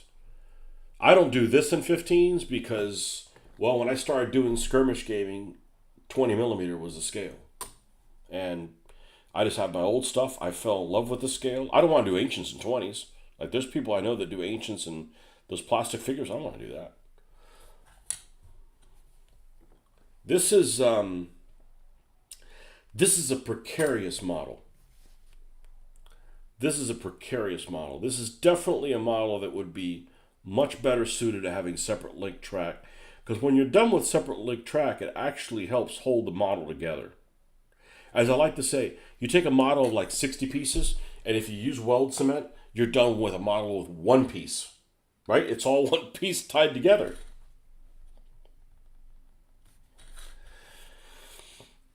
But the joining points are so minimal that you put any stresses on this thing and it's going to collapse. But I've fixed stuff before, so it's not the end of the world. I'm going to push forward and just hope for the best.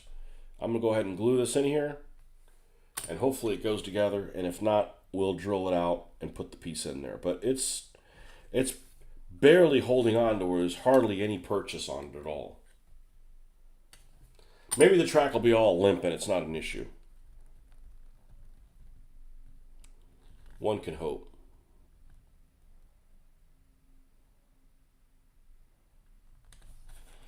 But I don't like using super glue on stuff. If I'd use super glue on that suspension and I wanted to pull it off, I'm done.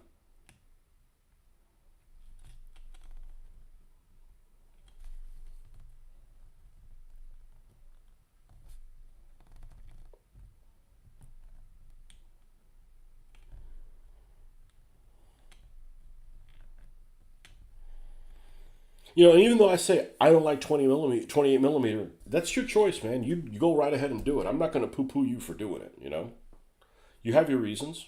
I'm sure they're good reasons. Just like I have my own reasons why I prime everything in black. Well, why are you priming everything in black? Why are you getting in my shit? I don't care what color. You prime in pink. I don't care. I'm not I don't lose anything by doing that. I had this one guy I had an encounter with relatively recently, this last year, and he turned me off from participating with that group ever again.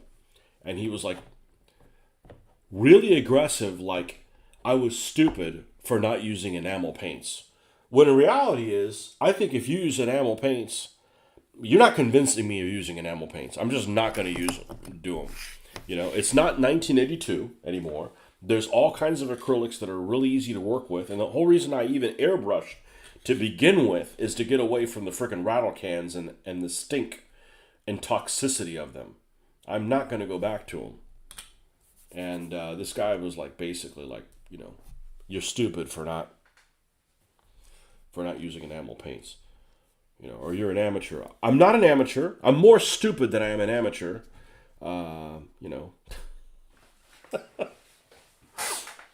We've been doing this a while, so. I don't really appreciate people getting in my shit. 'Cause I don't get in other people's shit. You know. What made me stop playing DBA? Oh, here we go again. Let's see if I can make it succinct, which I'm not really good at. Um, I started playing DBA. I started playing DBA because I went to, back in the early 90s, we used to take road trips from Gainesville to go to Emperor's headquarters in Tampa. And I always wanted to play a game with conquistadors because they're my fucking people, right? Everybody wants to play at least at one time their own people when they're like at the height of their how cool they are and badass, right? Well, for my people, it's the 1500s. So I wanted to play a game with conquistadors. I wanted to play a game that did that. So I came across a set of rules called Armati, which looked like you could do that. You didn't have to paint that many figures, etc. Bought the rules, bought some 1500s period Spanish troops. And it's not like I just want them. I want other stuff around that time period as well. I'm not one of those like, I only play Space Marines. I'm not playing orcs. Whatever it is that I'm playing, I want to have both sides so you can compare them. Like, I don't want to just buy German tanks. I want the Russians too and their allies and so forth. So I picked up this set of rules, and I have a hard time playing a set of rules, reading a set of rules without playing them and understanding them. And there was nobody to play the rules with. And my buddy Jeff, who was also a painter, he painted 20, 30 times faster than I did. He got a bunch of stuff painted, but I never could get off the ground and get my things done. End of story, never played the game. Fast forward to 2003. On this message group, I don't even remember which one. This one guy said, hey, I'm going to run a game of Armati, a learning game, up here in Lakeland. And I'm like, oh my God, that's great, because I've had this set of rules, just sitting on them. Never been able to read them. I just have trouble, even in school. Like, hey, read this book. I'm like, I don't want to read the book. Like, give me some background information so I can kind of put my foot down, catch my bearings, and then understand what I'm actually reading. Same thing with rules. So I'm like, all right, so I go down to Lakeland, does this game day. I'm like the only guy that shows up other than his family. I had a great time. Leon's did a great job teaching me Armati. I'm like, well, when do you guys play? I said, oh, we have an Armati tournament every Recon/Huracan. I said, well, that's great, because I go to them anyways. I just hadn't seen you guys. I'll stop by the next one. And you guys have any loaner armies? Yeah, we got loaner armies. All right, cool. I'll stop by. I stopped by the next convention, because I was going to it anyways. I was playing World War II shit at the time. And finally on, and where's everybody? Oh, they came up with a new version of Armati, and they're in a pissing match with the author, and the author stormed off, and everybody stopped playing Armati. I'm like, motherfucker, I've been waiting 20 years. I don't know if my math's right. I've been waiting a long time, not 20 years, a long time, to play this game. Finally find somebody to play, and I can't. I'm like, well, I don't know what to do. It's like, oh, fuck. I go around the other corner, and Barty is playing this DBA game, which looks like Armati, but even less figures, which is good, because I'm a slow painter. And give that a try. So I played that, and hardest game I've ever had to try to play in my entire life. It probably will still be the hardest game I ever try to play in my entire life, because I am not an abstract thinker. That game has a lot of abstraction. It's a great game, don't get me wrong, and I enjoyed it for 18 years. And we went everything from like, we're only playing once a year. I'm like, we got to do more games than once a year. So I saw the guys at Historicon. I went to Historicon. I didn't even know about Historicon. I went up there and started going up there every year, and they put on an entire schedule of DBA stuff. And I'm like, let's do that down here. And I started running games, and just so I could get my money's worth out of using the figures. It took me 6 months to paint an army. I want to use them, right? I'm not just painting them to put them in a fucking case. I want to use them in a game. And it just grew from that. Basically, I am a World War II guy. I'm not an ancients and medieval guy. And it just ended up being a great game that was really challenging.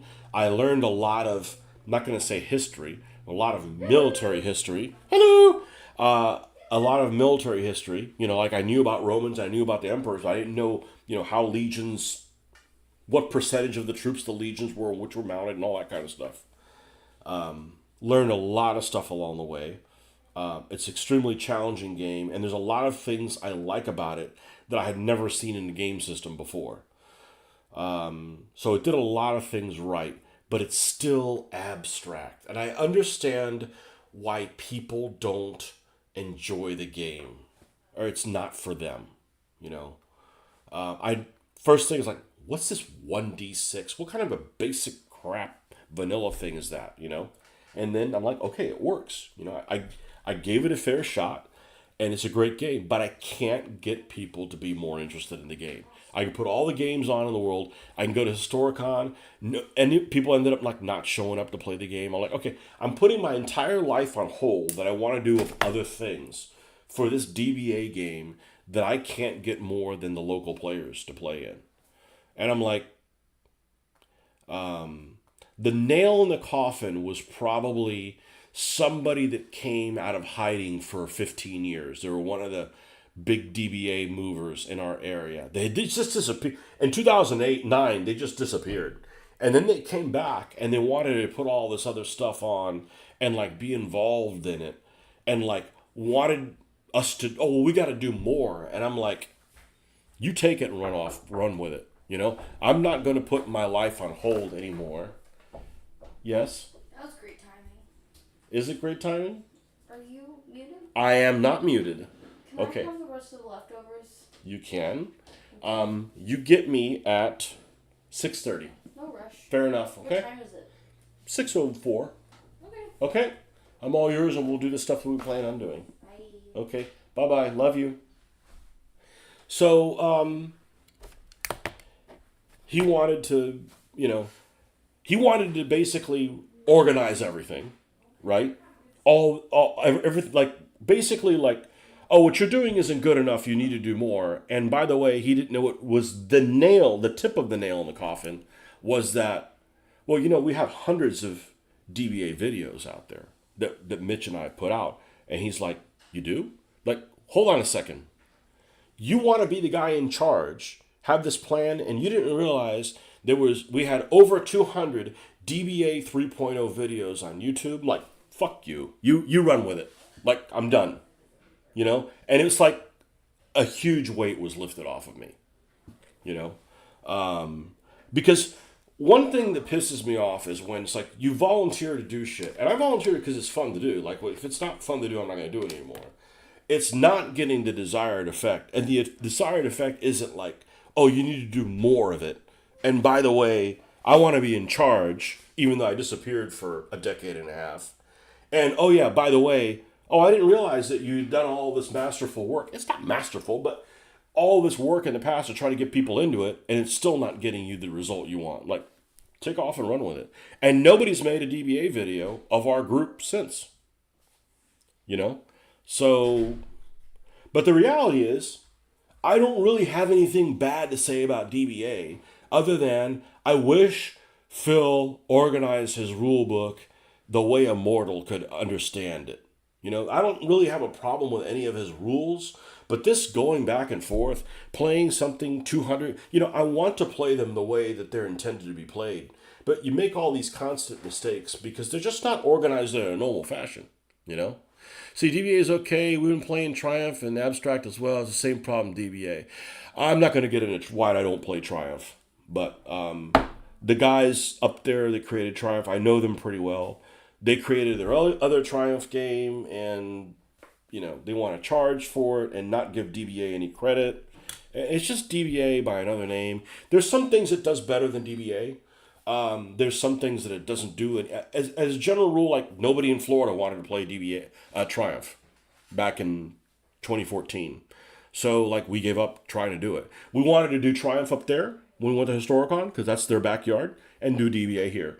And we did that a couple times. And the first time they did it, they, Mitch and I were trying to, okay, let's get back in the Triumph thing. And like literally a couple of weeks before Historicon, they made a big change to Triumph, and we had to relearn. Not only we had to switch back from DBA to Triumph, we had to relearn the new Triumph version so that we weren't like handicapped when we went up there and played. Because I don't really care about winning, but I don't want to do stupid stuff because I didn't understand the rules. So, and they did that 2 years in a row. And then I'm just like, I'm not going to play Triumph anymore. You know, you had all year to change it. Why would you change it just before, the big scenario? You know, and they don't get any more people play Historicon than we get at DBA. I mean, we get to like 12, 14. We can't cross that 14 people threshold. It just it can't be done. There's just some people it just doesn't appeal to. There's a lot of DBA players that we have in Florida that just don't want to play tournaments. Well, I want to play with my own figures because otherwise, why am I even painting figures if I don't get to play with them? You know. So it's all good. I get to the chains of having to work on an army for 6 months and not be able to dabble in anything else are been lifted. You know. Honestly, I only have fun playing when it's a Grand Triumph and you're playing 3 battles per side. 1-on-1 doesn't do it for me. And see, I don't like the big battle. I don't like the big battle. I don't like, there's other games that do that. It wasn't appealing to me, you know? So, yeah, I mean, different strokes for different folks. I like having a teammate. I don't like, hey, let's devise this plan. All right, well, why don't you go left and go do this something? And then you start rolling dice and everything goes sideways. So I don't want all the pre-planning. I want to wing it. I like cooperating. I love like, what do you think we should do? I like playing by committee, but I don't like formulating this battle plan that as soon as you start rolling dice, things go sideways because it reminds me of what I have to do at work, which is basically plan stuff, and then some guy doesn't have their act together, and my whole day is ruined. Like, if it's something that even remotely reminds me of work, I'm out. So lots of people like the Grand Triumph or Big Battle DBA. I'm not one of them. You know, I think most people probably like that. Now, see, here I can decide, like, okay, obviously it doesn't go like this. It goes like this. So we're going to go ahead and put this one and install it in the place that it goes. We're not going to follow the instructions because obviously there's an error in there, and we're going to figure out what went sideways. Okay, this can only be installed one way or the other. I'm going to take the other one and install it on the other side. So I wouldn't be doing this if I was still playing DBA. I'd be working on, I don't know, some army, and I'd have to work on it, and then rush to get it done at a convention, and then the same 6 people or 4 people show up to play the game, and meanwhile I don't get to do the Hot Wheels or Gaslands or anything like that. It's all good. But it's what I played exclusively for 18 years. And it's not because I got burned out by playing it exclusively. It's a great game. I just got tired of... the other thing is I got really tired of putting our videos up, and somebody who'd never played the game would be like, hey, I think you did this wrong. And then they'd post it on some news group, and then other people that were new to the game, they would get their attention. So it's basically all this constant... we make these videos because they're fun and try to kind of explain the rules to people. And people that had no experience with the game would get other folks to follow them off a cliff. And then I would have to go back, no, and just and it's like, you know what? I don't care how you play the rules. It's your problem now. I'm never going to play a set of rules that we have to play it the way the rules are written when they're obviously don't make any sense to anyone. Like, those days are over. I'm never going to do that again. Like, I'm playing a World War II game and said, oh, it looks like the Germans should have a Flammpanzer III in Wintergewitter. The rules say they have them in this scenario. The fuck they do. They didn't have them then. I'm not playing with them, Yeah, I don't like deadlines in a hobby. I have enough of those for work. Yeah. Maybe if work was, not so challenging, but it's more challenging every day, so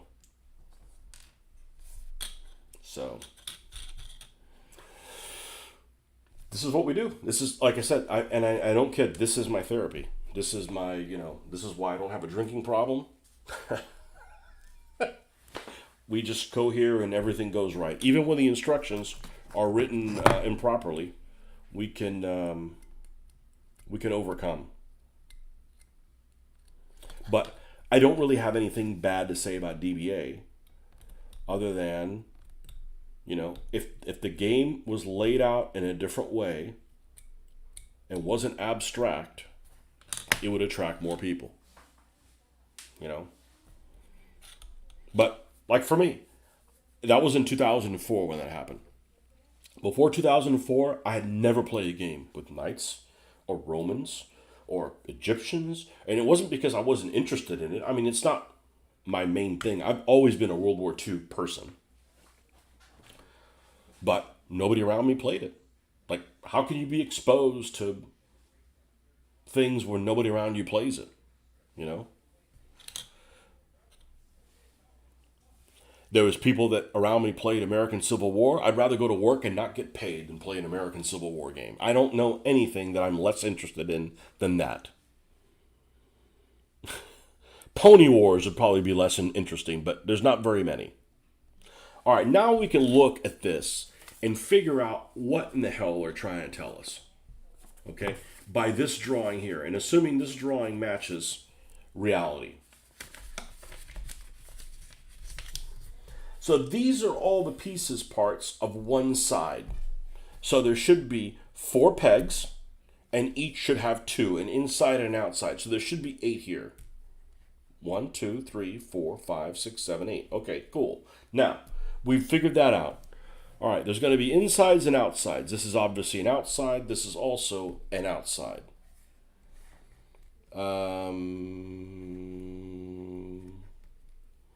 This is also an outside, and this one's also an outside.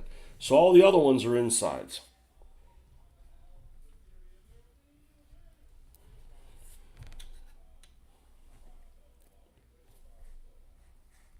And the fact that they got blue when they're boogered up a little bit, that won't make any difference. They're all on the inside anyways.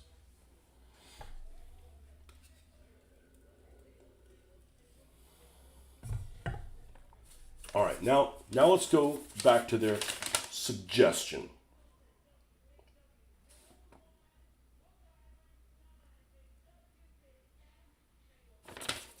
I'm not even going to do that. I'm going to look at drawings.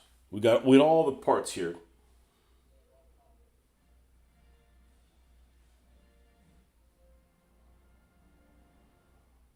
Okay. We're looking at this one, and I'm going to flip it upside down.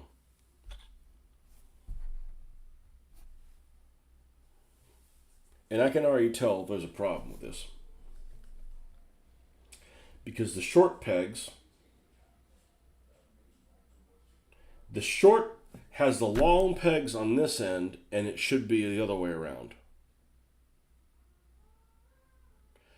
Is it possible that I glued these two backwards? It's possible. I make fucking mistakes.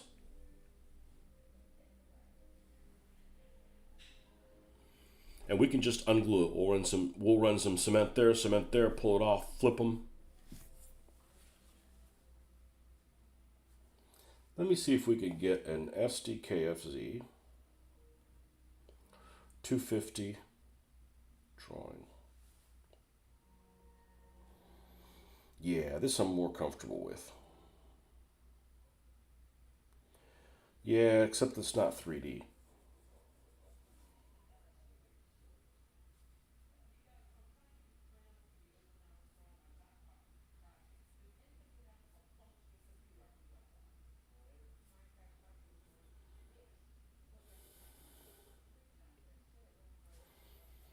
All right. SDKFZ 250 Tamiya instructions.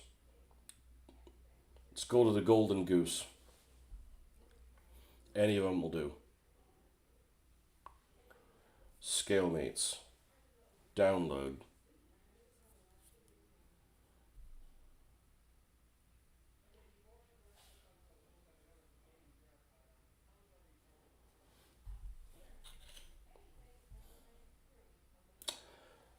The long pegs are on the front.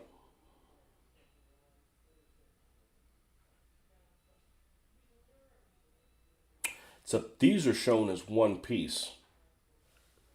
These interior ones are one piece. All right.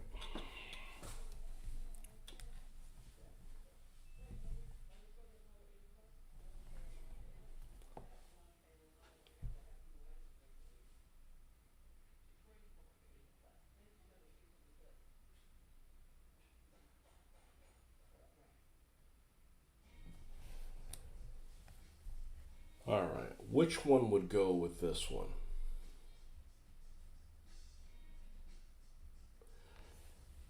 This goes. Oh, man.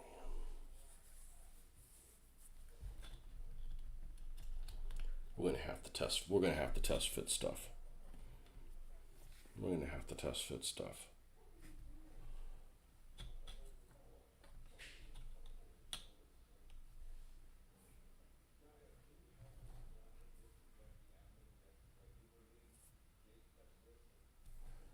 And this one, the ones that stick farther out are concave, which means they have to be this one.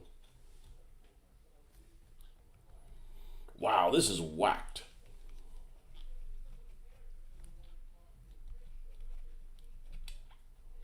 All right, let's do this. It's too late. All right.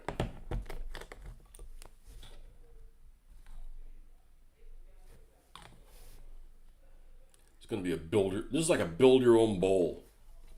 I'm going to have to build my own bowl.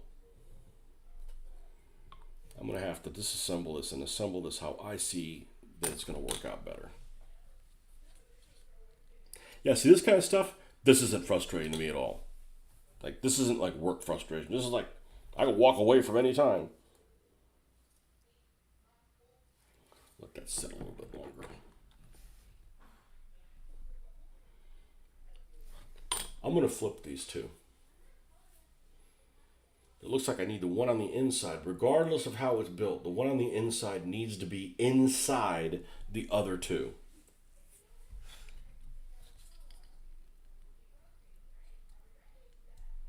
Okay, remove that one.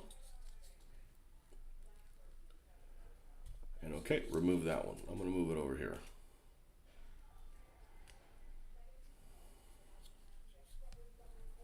I'm going to flip it. And hope that does the trick. You know what? I just build it off of it. There we go. All right. This one. We need one that has the... This is going to be the farthest ones out. So they're going to be on here.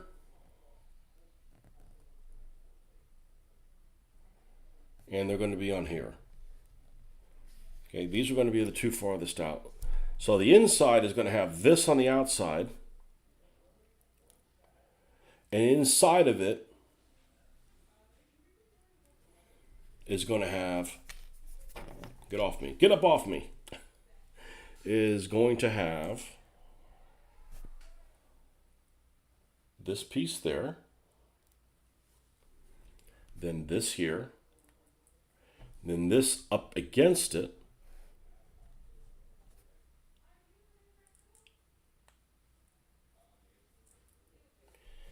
Then this outside of it. And that actually fits. Okay?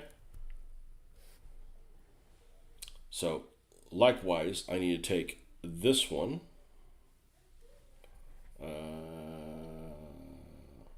The concave one goes here. Okay, so the concave inside goes here. And then this one goes here.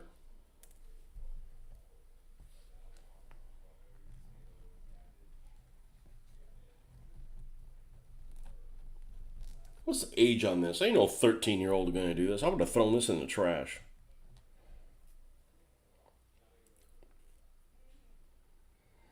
I can handle this, but I ain't 13. Okay? And then these are on the outside, which means these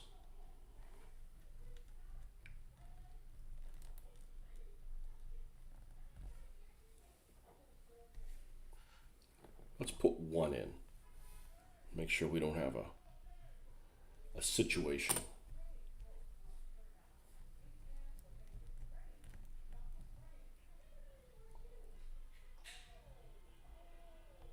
Yep. Yep, this should fit.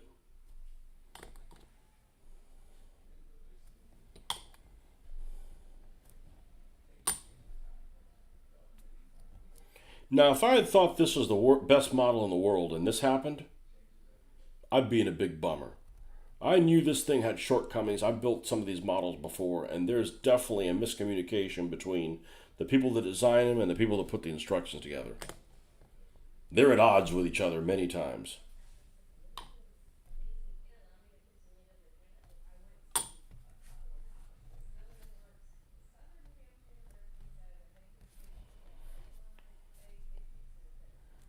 So anyways, that's why I don't play DBA anymore. And I'm a man of my word. I said I wasn't going to play again. I'm not fucking playing again. Now, I could play stuff that's like it, and this whole controversy that's going now with DBA 4, I'm glad I'm not involved in it. Play testing and who knows what else going on. Okay, and the one towards the front on this side should be the one that's farthest in. And it's not this side, so this is the one for this side.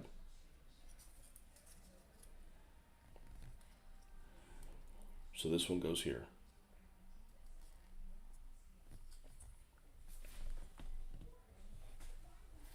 Now, before I install that, I probably need to put this idler wheel because it looks like it fits inside.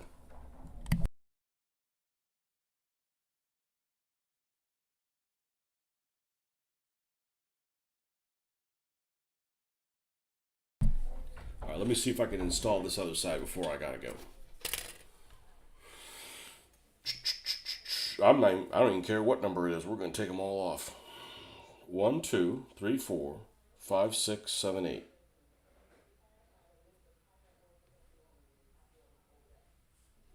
Yep, because the ones up here, these should be the ones for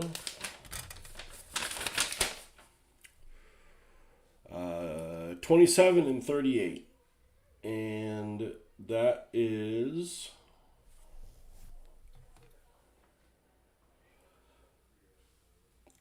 if I had to do this again, I'm probably going to take a marker and write them next to each other. 27, 38. Yeah. These and these are the idler. So I'm just going to twist them off. Fuck it. They're all going to be messed up looking anyways. Maybe not this one. These 4 will stay on there. Okay. Now we got these. That's for that idler in the back. These other ones will all come off.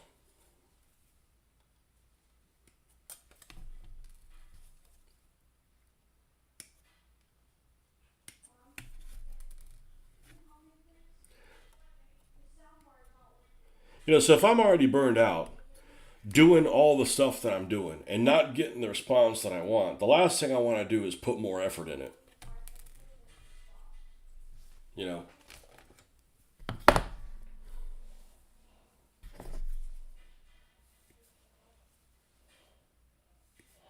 And if you got a job, like you say, it seems like you got a pretty stressful job. The last thing you need is somebody who's not working, is retired, asking you to do more. They can just fuck off. I ain't gonna do it.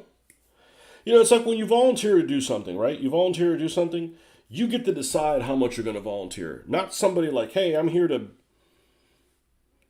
do, whatever. Oh, we don't want you to do that. We want you to hey, I want to volunteer to feed the homeless, right? And show up. And you show up to go, yeah, show up at such and such time to come feed the homeless. And you go there, it's like, well, we need you to clean the toilets. Well, I didn't sign up for that. Well, that's what I want you to do. Well, I'm not going to volunteer to do that. See ya.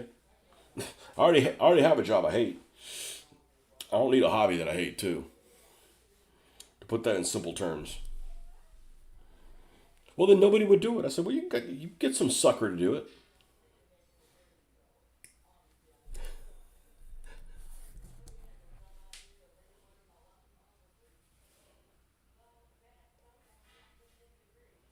But the Triumph guys, my biggest problem with the Triumph guys is, and I don't dislike them as people. I know them well. Is that just they won't, they won't refer to DBA as they won't refer to the rules as DBA, the legacy system. Well, it's freaking DBA, man. And one will say, well, we don't want to get sued. I said, well, maybe he wouldn't sue you if he wouldn't charge for his fucking set of rules, right? Because if you're doing it for free, for your love of the game, nobody's going to get rich selling Triumph, right? Nobody's even going to make any money doing that. So do it just because you love the game. There's nothing wrong with that. There's tons of stuff I do for free. But, be humble. Thank Phil for the fact that, I've met him. He's a nice guy. I met him one time. Luckily, I met him. And I get it. He wants to do the rules the way he wants to do them. I get him. I get it. But it's also very difficult to buy into that when you're the one that's out promoting his game. It's like, man, if you just did this one change, you keep the rules exactly how you have them, just present them in a way that people aren't going to walk away from them. And if he doesn't want to do that, well, it's a shame because he's, if you're playing his game wrong, he might be a brilliant person. I think he's a brilliant person. And you're not playing the game the way it's intended, you're not really seeing how brilliant the rules really are. All right, Hoffman, thanks for stopping by. And that's really my only problem with DBA, is that's, it's just so... It's not natural to think that way, at least for me. It's extremely abstract.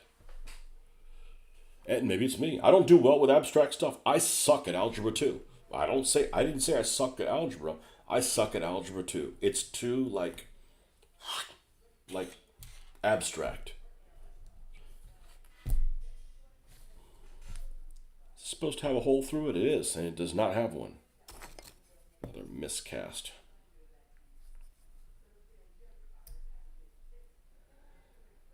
Anyhow, this is going to be a cute little guy, but definitely for the advanced modeler. All right, I think I got to go. So we'll be on tomorrow morning. We'll pick up doing this little half track on our Saturday morning session. Thank you guys for stopping by, and